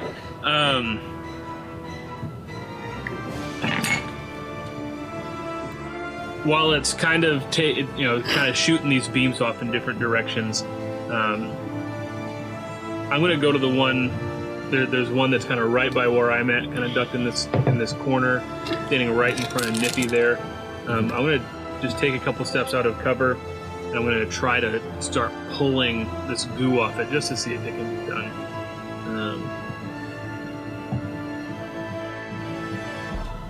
Okay, go ahead and unless you're using like any kind of spell, make a strength check.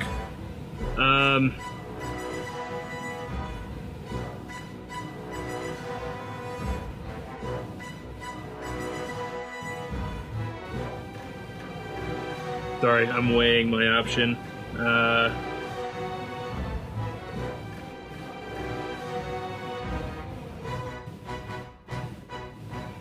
The only spell I have to try is Lesser Restoration, which this doesn't specifically fall into that category of things that it talks about doing, but I'll try it. So I'm going to cast Lesser Restoration at 2nd level. I don't need to roll a dice for that. I don't know why I picked up my dice. Lesser Restoration! Yeah. That's a 5 to restore. So you place your hand on which one, I guess? Like I said, there's that one that's right next to me and Niffy. Oh, sure, I I take see a step out of cover. Okay. This one. Yeah.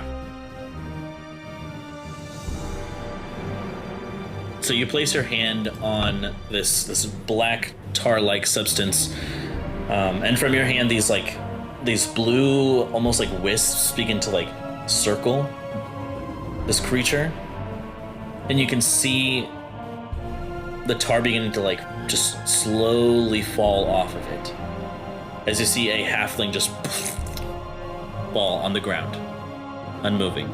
Okay.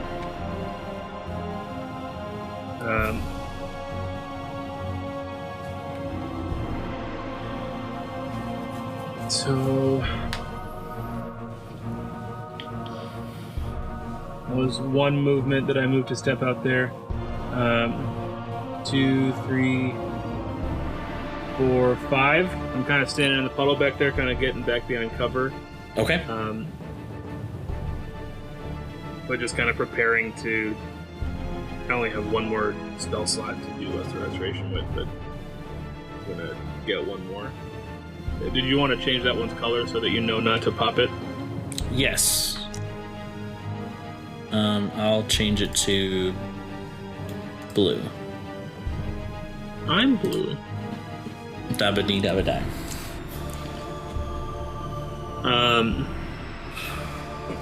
So I guess that's Got him. That's action, movement.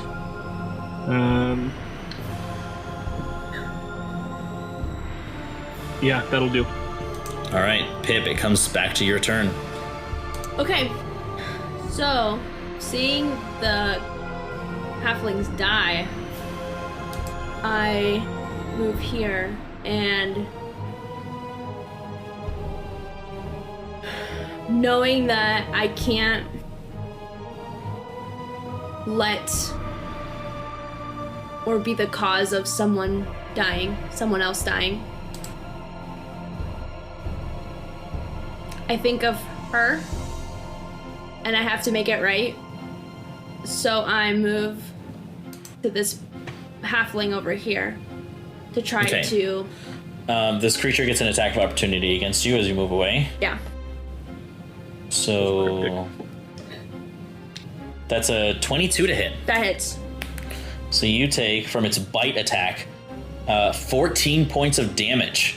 Oh wait, As you have as it now revealed, 13 points of damage, right? As it is now revealed, this creature's mouth suddenly opens up, and you see these, these like red teeth and what looks like a swirling vortex of a mouth that just like continuously moves inside, and it just strikes out and bites at you, and as it does, it takes damage from the thorns, and the halfling down here that was covered in it just explodes, and it covers you in this tar-like substance. I am down. So, And Pip falls unconscious. And I return back to pip form. There you go. Kwan Sing.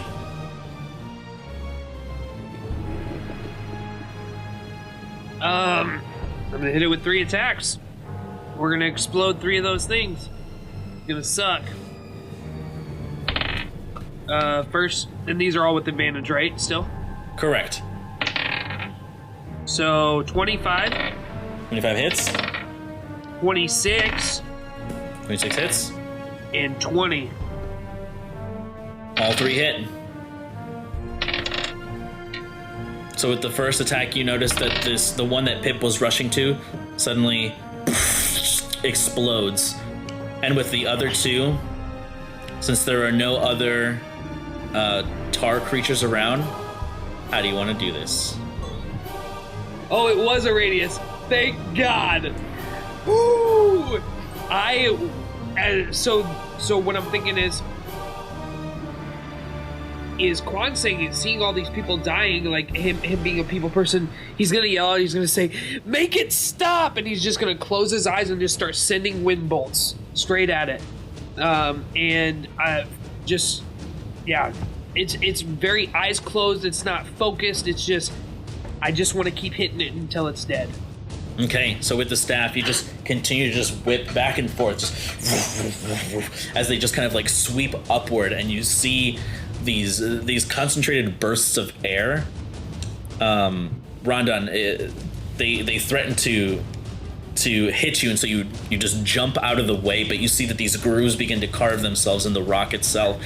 The fairy fire that was created by Dane is suddenly scattered, the glitter just swirling around the cavern as you see this creature suddenly slammed against the corner of one of the walls here, and you see that with every slice, every piece of it beginning to hack into smaller and smaller and smaller and smaller pieces until only the eye is left, and with one final strike you sweep up with all your might as the eye is split in 2, and suddenly you hear this enormous within the chamber as you can see all of the blackness from all of the creatures suddenly explode, and there is just drops. Dane, as you're hiding around the corner in that little alcove with the water, the creature, the halfling that was right there, suddenly explodes and the tar begins to cover you as this creature's eye is suddenly split in half, and the redness of it just disintegrates like a cloud of red dust, and you hear this silent just kind of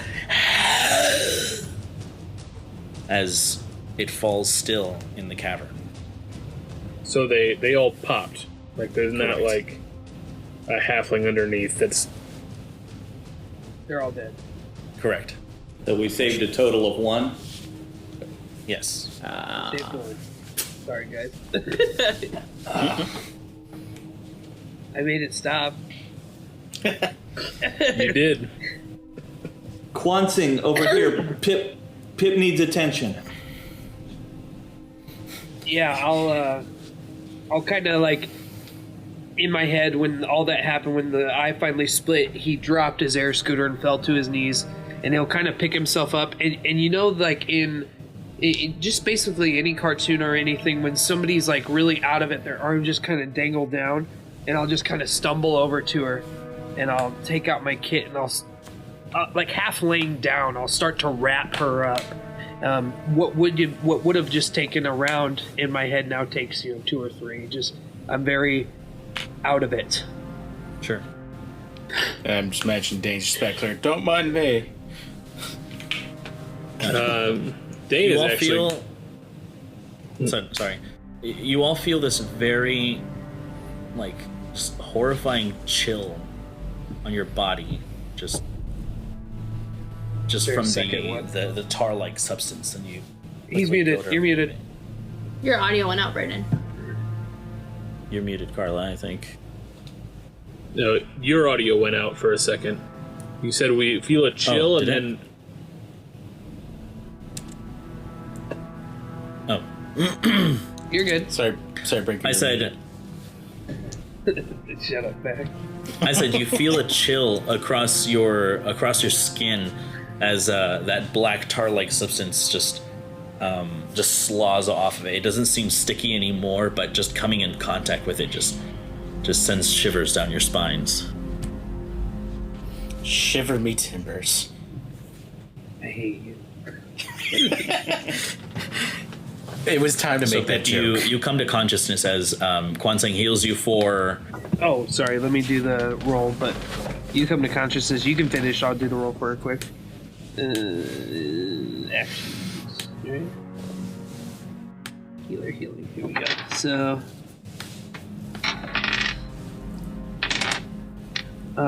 So you get 8 points plus additional hit points equal to your maximum number of hit dice. So your level, right? Is that how that works? Mm-hmm. 13? Yeah. Yep.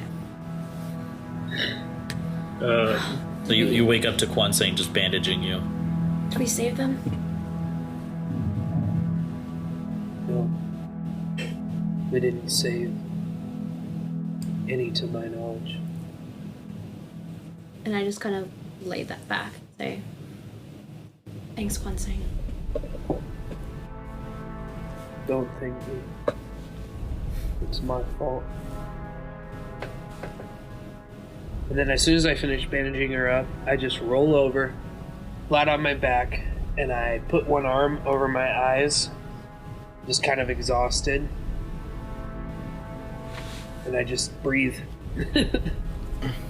As he lays next to me, I hold his hand and squeeze it.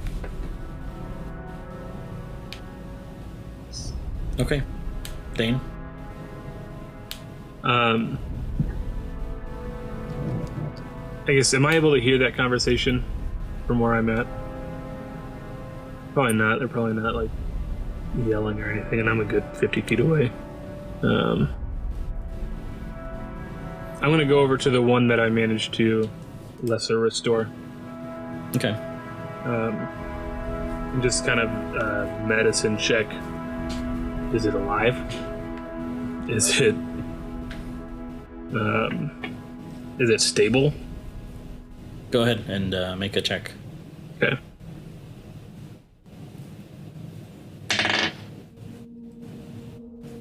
That's a 16.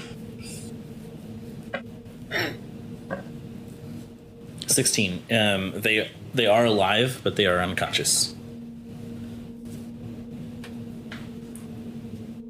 Can I tell if they're stable? Yes, they are. Okay.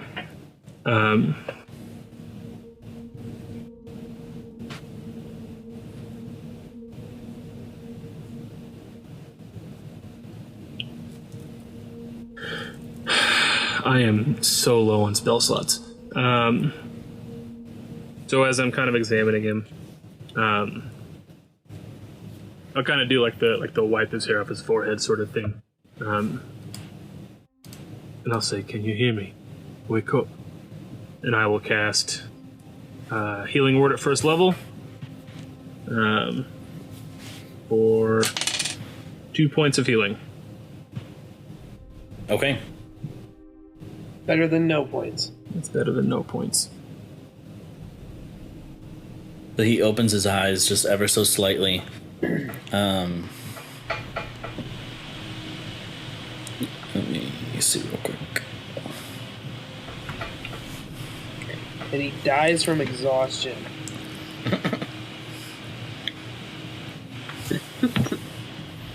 Oh His my. eyes, takes one look at Dane and goes, "Ew."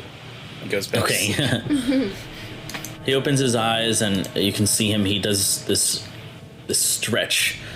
And he says, 5 more minutes. I was having the most wonderful dream. And he rolls over to his side.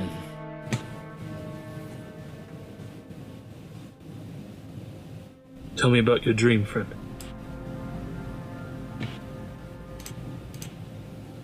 He opens one eye. Looks around. He begins to sit up and he says, I'm sorry, who are you? My name is Dane. We found you in this cave.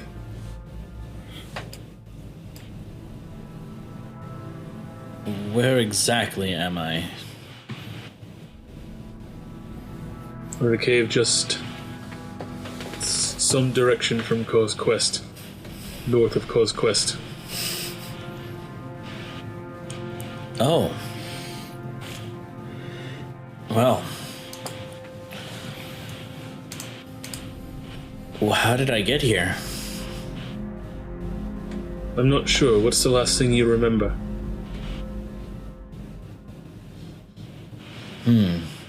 I was going out for a midnight stroll. Nothing good ever happens at midnight. Sorry, I should introduce myself. I'm Harry. And he goes to shake your hand. He kind of uses your hand to pull himself up. You're a wizard, Harry. You're what? I mean, I was also like kind of kneeling next to him. Okay. So I guess that's still up relatively for Halfway. shorter folk, but You now get a good look at at this person. He has kind of like a squarish face, red hair and green eyes, and he has kind of a dark robe, and a short sword, short as in like halfling short, so it looks more like a dagger. sure. More like a lesser opener, really. Yeah.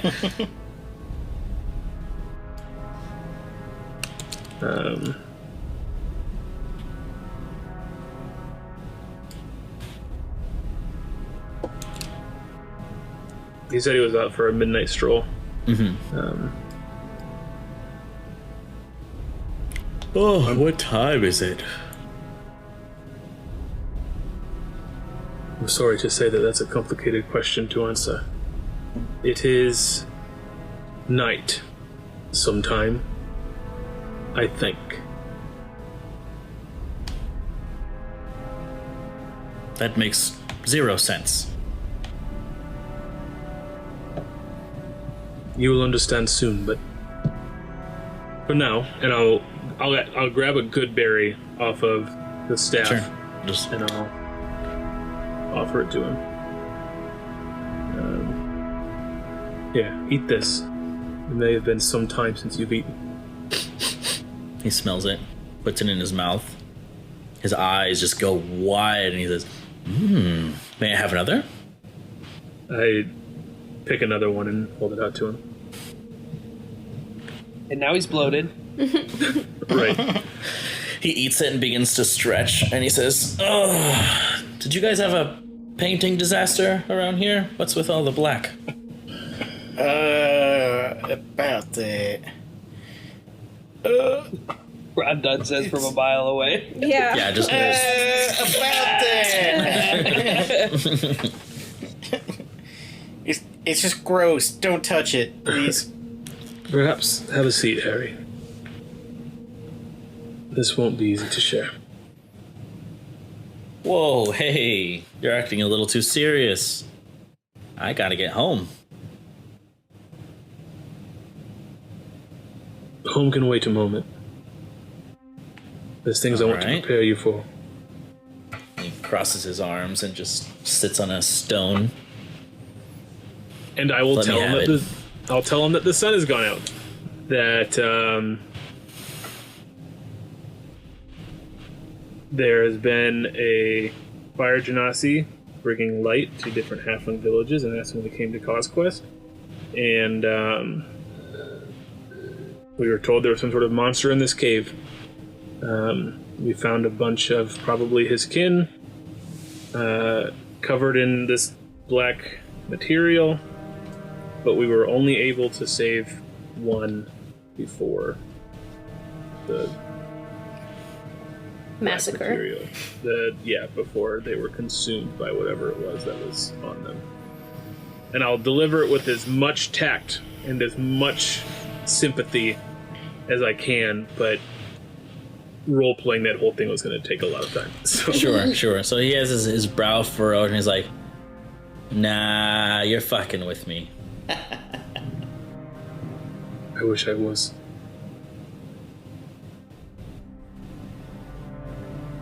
Listen, my friend. I'm sorry that you have a screw loose, but I've got to get home. Here, maybe I can find someone in town to help you out. Maybe a good drink.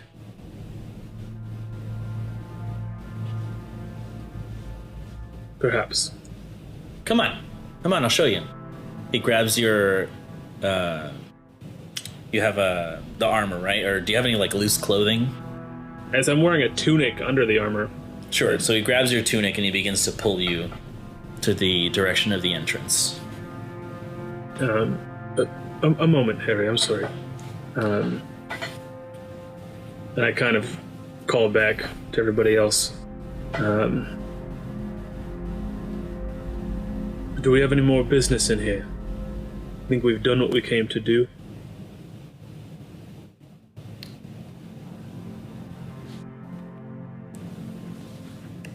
Just 1 second. And I stand up and I want to investigate the body Go ahead. of this creature.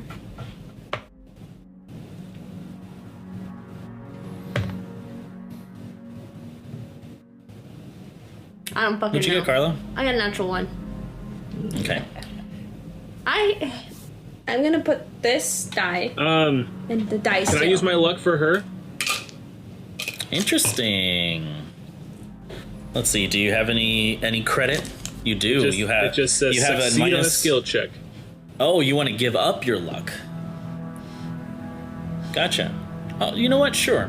I'll say sure. All right, you succeed on your skill check. Aw, thanks, Tyler. Yeah. Happy birthday to you, Carla. Yeah. Happy birthday. 36. Okay, so you rummage. Sorry. You rummage through the pile, or the pile of goo, I should say. And you manage to find just a mass of what looks like congealed coins. People just throwing coins at this thing? It was a Okay. wishing well. Just What like is this ball of like coins that are just stuck together. Was this beholder a Pretty stripper? heavy? It's pretty heavy, yeah. I see Pip struggling to hold it. I'm like, don't worry, Pip. Eric's on his way.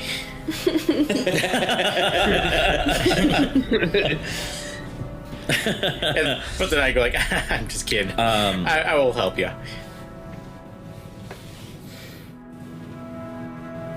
Did Brandon freeze? No? Did I freeze? Oh, okay. No, you didn't freeze. You said. Am I just being incredibly still? Yeah. Yeah, because you said What? and then you I thought you were gonna say something. That is honestly wild because like all Drew, Brandon, and Brink just were all like perfectly still. I'm like, holy shit, did this actually freeze up? So it was like I was having a little heart attack for some reason. Another thing that you managed to... Sorry. I think my internet's doing that thing again. I'll try to push past it. Sorry. Another thing that you find is this... It's like a silver blue sword. Feels cold to the touch. Okay. Can I do an Arcana check on it?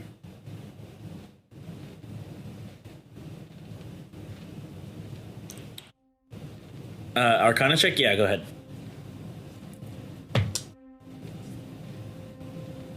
We do 23. have a friend who can ritual cast Identify. Oh, it's true.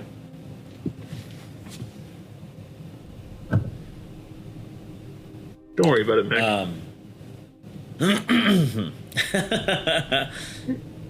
Inspecting the sword, there is a pretty interesting enchantment on it.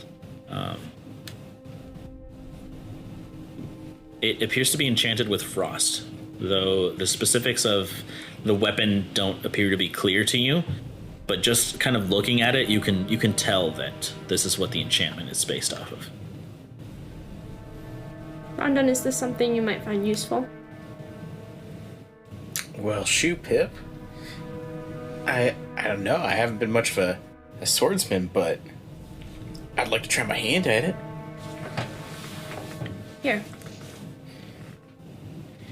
Is this sword as tall as me? It is a long sword. You can wield it, All right. either two-handed or one. Let's do it.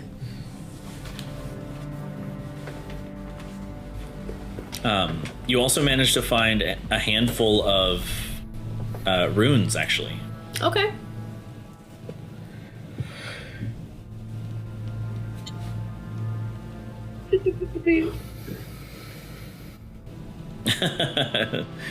Which I will evenly distribute. So I'll have... Sure.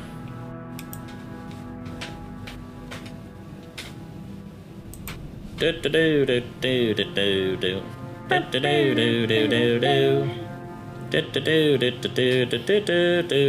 funny because Kelsey and I were watching Robin Hood yesterday. Excellent movie. While you're looking that So up, I'll have you Marianne- roll a d8 3 times. Okay.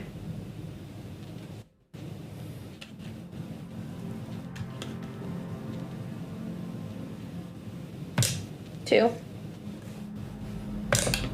6. 7. Okay.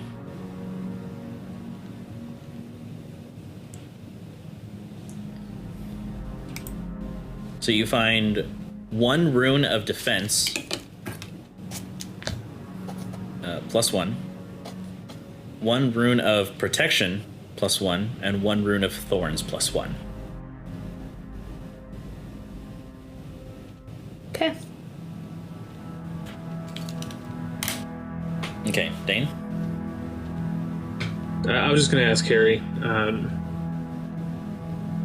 do you know this cave? You said we're in... Just north of Coast Quest.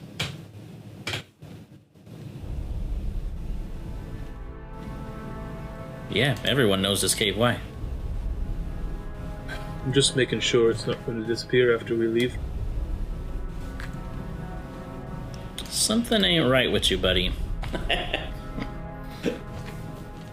I wish that were so. Come, take me into town.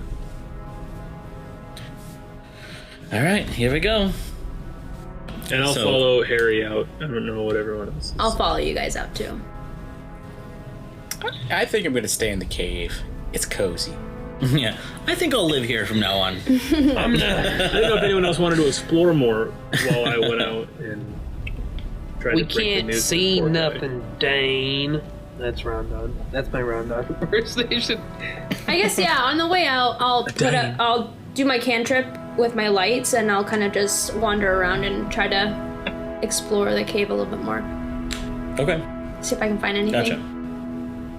What about the rest of yes? I'm The rest of headed yous? straight to Pickles. All right. And I I'll be wanna- right next to Dane. Talk to my chitin, I guess, and let him thank him. And I Okay, guess I he's don't like- know. I guess I don't know really how you got here, but you're free to go. Thanks. It looks around. And then you can hear this high-pitched screech as it runs for the entrance. Just- Same, brother. Same. It just scuttles past me and Harry. Yeah. You're like, oh, gee! It like crawls over you to like go, and you're like, ah! No. So, Dane, as the five of you, I guess, because Pip's the only one that's not coming. Well, six of you then, because Niffy. So as all of you head toward the entrance, you see something incredible. As the vines have now, or the roots have now retracted, you see the warm light of the sun beginning to pour into the cave. Oh. Well, hello. The freaking sun's making a liar out of me. What? I'm so lost. He looks towards you and he says, "Where's the darkness then?" That is a good question. Harry, are What? you magical? You feel the warmth of the sun, the breeze just comes in through the mouth of this cave, and he steps out, and I like this so much better than being in darkness, though, so.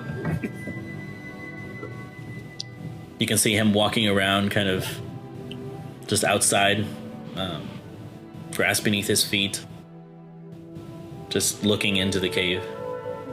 Did we just get Mangekyo Sharingan? What? That's what Sasuke uses to make you think that it makes you believe something other than reality, is essentially what it is. Did we just get Rudy Tooty fresh and fruity? Does Gonna turn- Bob's Quest look how we left it? Yeah, as you look down from the hill, it looks like a normal town. You can actually, just far off in the distance, you can just barely see the ocean. Are there weird quasi-beholder corpses in the field? Is there like a beacon where it was on fire?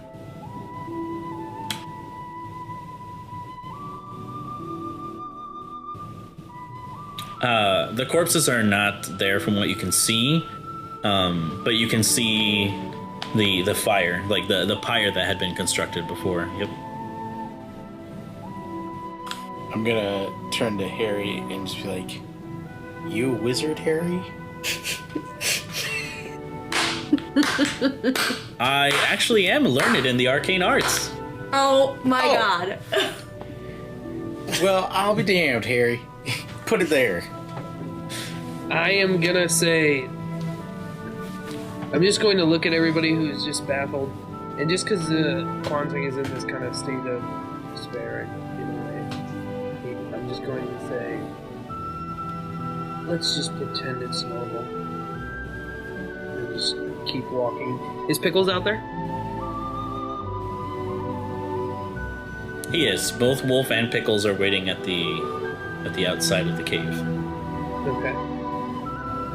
Then I will walk up to Pickles, and I'll just kind of put my hand under, like where his throat is, like I always do, and just kind of rub it, and just say, "We lost some more, Pickles."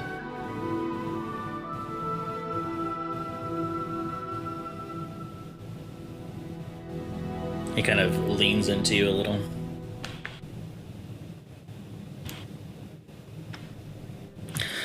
Pip.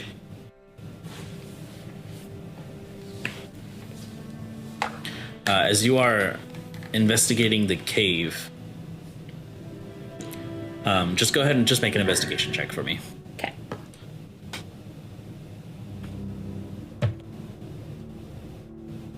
$23. Okay. It looks as though the blackness is strangely just evaporating. It seems to be going away rather quickly. And so after a few minutes it seems like a regular cave that you are standing in. Do I find anything else? Nothing else, no. Nothing out of the ordinary. It just looks like a regular cave filled with moss and moisture and rocks, roots from trees that appear to have cracked through the earth. Okay. Then I make my way outside. Okay. Eventually, Pip joins the rest of you as Harry says, "Well, are we gonna stand around all day, or are we going into the village?" Do I not have any negative effects with the sun?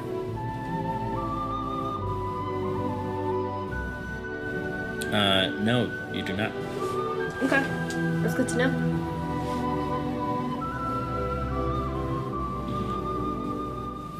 What? Teacher, I want to hand in my homework. What is this?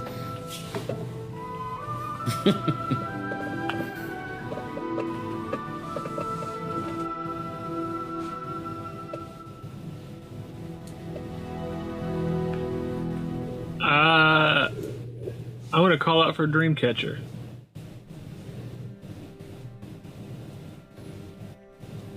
Okay.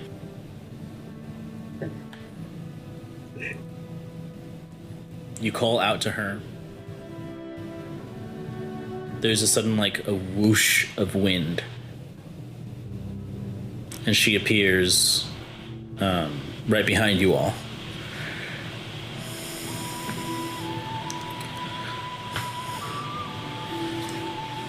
And she says, "Why have you summoned me?" And she go, balls. Ugh, why are you behind us?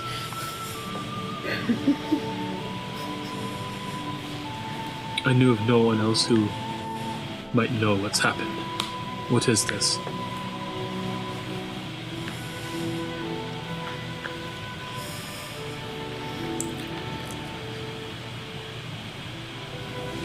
Well, it appears as though the barrier has been restored, and mostly thanks to an old friend of yours.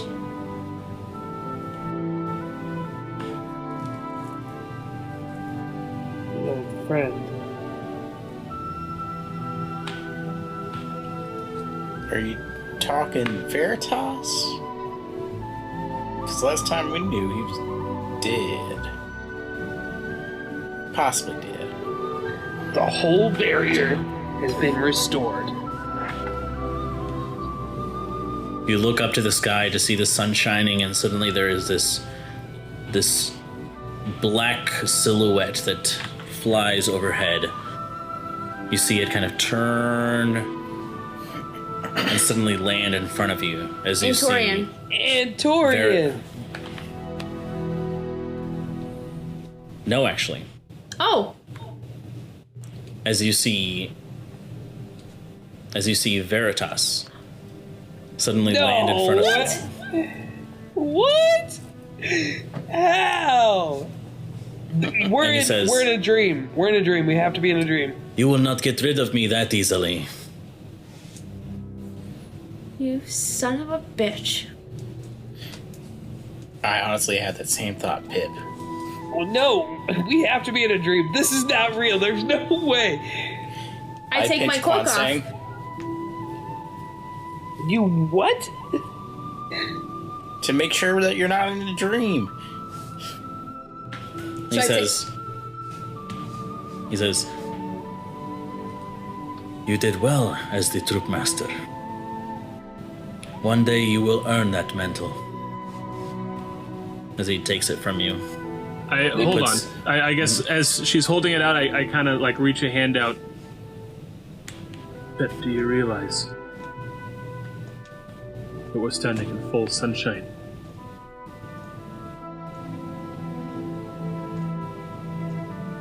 And before us stands Veritas Bloodstriker, who is bound to the darkness. You hear another voice come out from behind you, standing at the top of the mouth of the cave, kind of over the hill.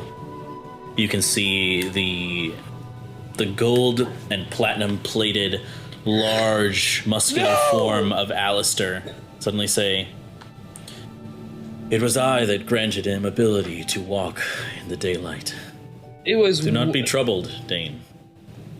Can I do an insight check? Sure. We're just like out here just listening to people. 18. Thank you for it. 18. He seems pretty confident. He's a little hard to read. Do I see this? I'm over by Pickles. He says, "Pip, this may come as a surprise to you, but now that Alistair and I are allies, we have something for you. Something that was only made possible with his restoration magics." You see him extend his arm as the cloak covers it, as the cloak covers something, and he lowers his arm. And you see standing before you a beautiful, dark-skinned woman with long brown hair, wearing a blue dress, her beautiful eyes glistening in the sunlight as you see tears streaking down her face. I dropped the cloak. Oh no! What the heck? The cloak Guys. suddenly falls to the ground. How? And tears are going down my cheeks. Okay. is She suddenly Quincy- sprints towards you. Open arms. You can feel her warm embrace as she wraps her arms around you. The same familiar scent hits your nose. Your body begins to just melt into her as you feel this unbelievable bliss that you've missed all these years. And you unwillingly just start weeping in her arms as you fall to your knees as she holds you. Are you real?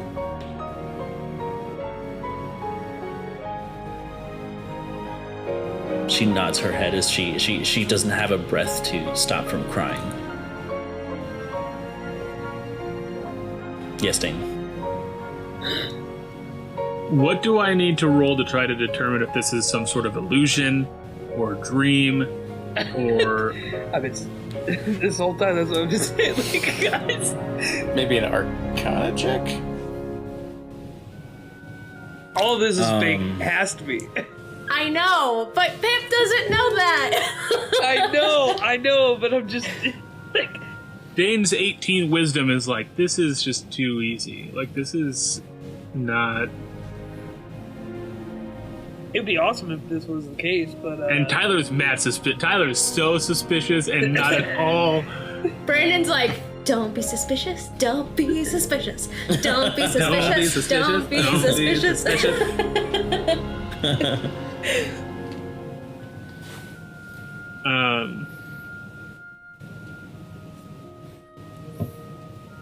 Shoot, I don't know. Insight on people's behavior, I guess. Sure, on whose behavior?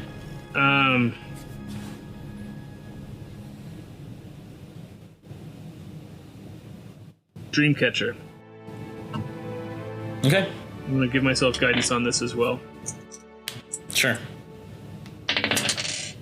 Son of a bench. The D20 dropped. That's a 4 on the guidance guy.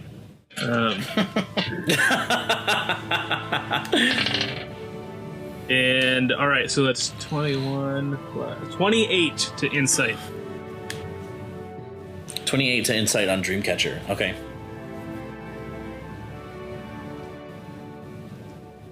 I will privately message you. Uh-oh. Darn it! I hate it! Can we keep role playing, or do you want us to stop for a bit?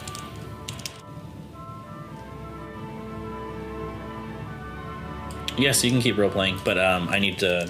I'm going to keep focusing on typing because I can't do both at the same time. No, you're good. You're good. Oh wait.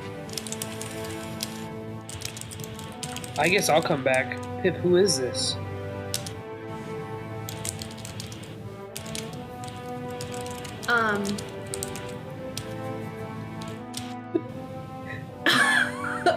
Lulz, JK,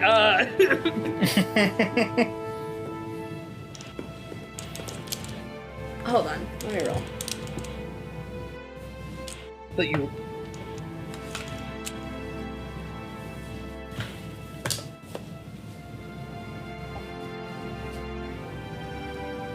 I ask Veritas. How did you do this?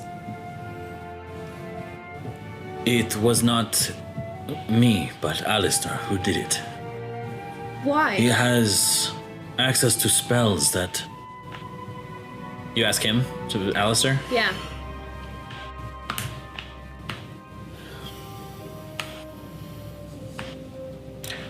You see, when Veritas and I clashed against the barrier, the whole world fell into turmoil. We put our differences aside to repair it.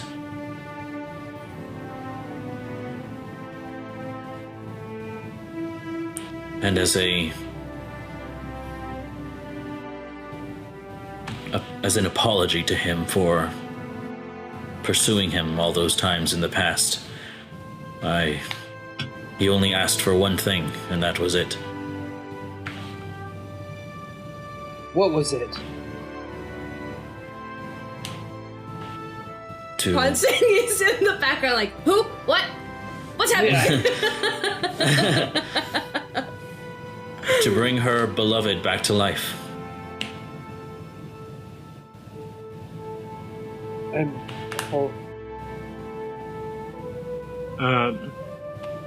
I guess as that conversation is happening, I'm going to mind link with Pip. Something isn't right. Be on guard. Can I talk hey, back? Yeah. I'll establish that link. Brandon, Sorry. when I'm looking at Alistair on his armor, what does he have all the runes? You mean the shards? Yeah. No, he is missing 2 of them. He's missing 2. The same 2 he was missing before? Correct.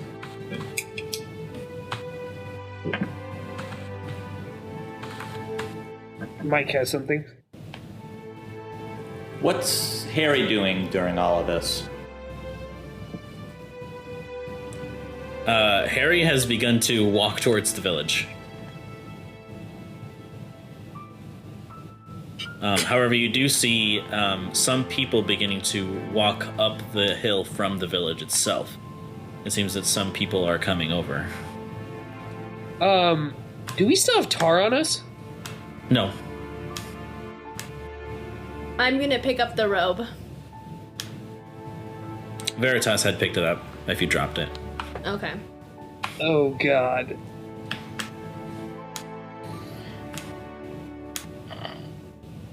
Veritas, I have to be honest with you. None of this makes sense.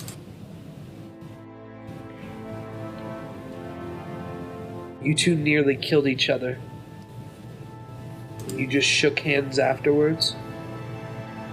None of it makes sense.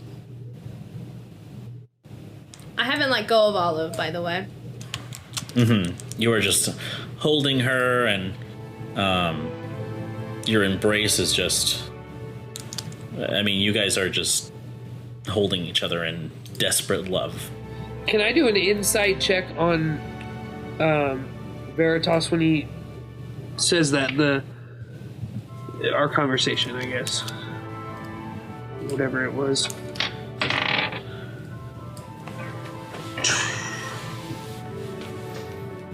$24. Okay.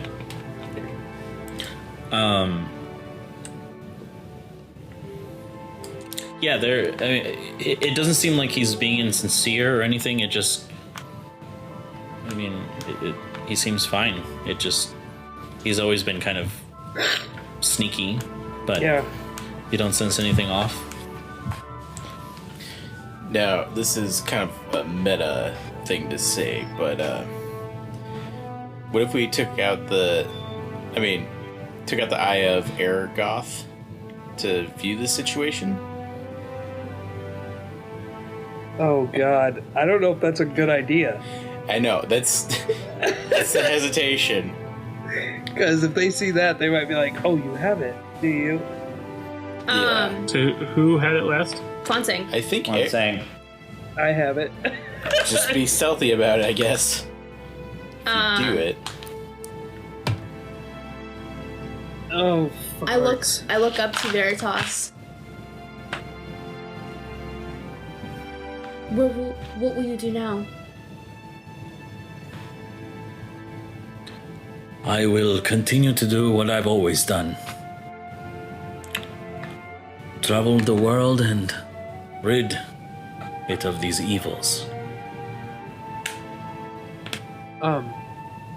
Brandon, It's at this point. Sorry, it's at this point that the people who were heading out from the village have arrived here, and you see a couple of strange-looking individuals. One of which, Kwansing, you recognize as Master Oka. I immediately guilt inside and tears just down my eyes. I want so badly to believe it's you. It's been so long, Master. And I just pull the Eye of Aragoth off my back. Oh, I'm gonna hate this. And I pointed at him. And I just look, kind of close my eyes and hold it up and look through. Okay.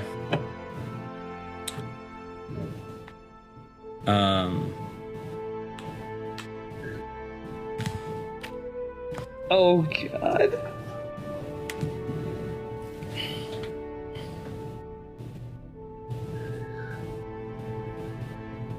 But here's the thing Kwansing knows. Master Oka would never leave his people, okay? There's no way. Olive, there's someone I want you to meet. And I take Olive to Wolf. Okay. walking past So- all of us. We're like, what are we? Chopped liver? What? Just straight past you guys. You guys were my family, and now my love's back. So That's it, Eric. We don't have to stand for this. I grab him. We start walking. So this is what happens. I'm going to include all of you in this and not ask you to leave, but I trust you will not make any decisions in meta. Okay. Meta it up, guys. Meta so hard. Please help me. No. Kwan Sang, you pull the Eye of Aragoth out, and you look through it as you aim it at Oka.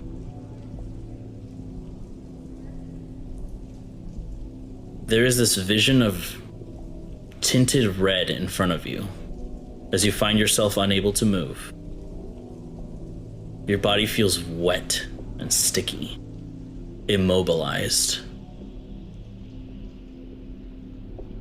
A filter of red as you see this dark, rocky cavern filled with roots and moisture.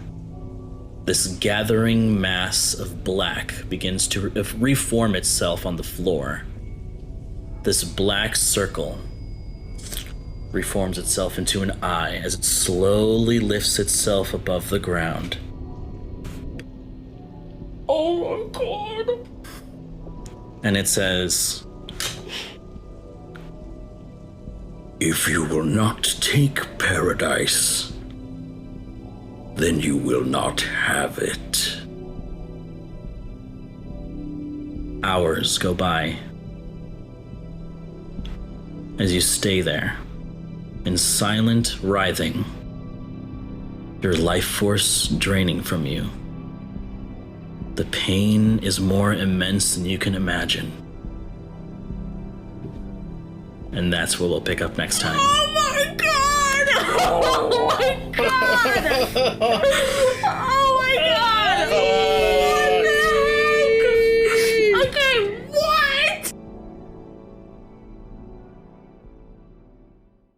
Hello! Thank you so much for joining us for episode 24 of The Dark Veil.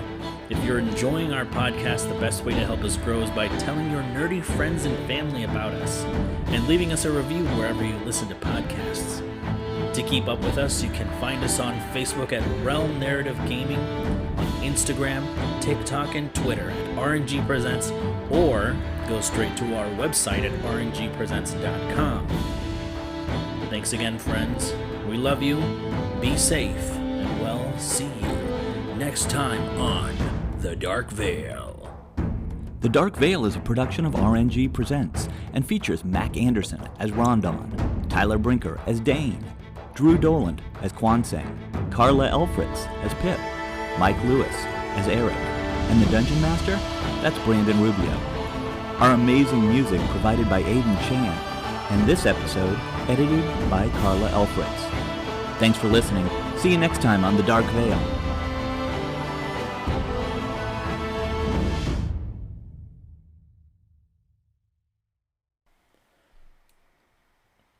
And a 1, and a 2, and a 1, 2, 3, 4. Yum, dum, dum, dum. Red leather, yellow leather. Okay.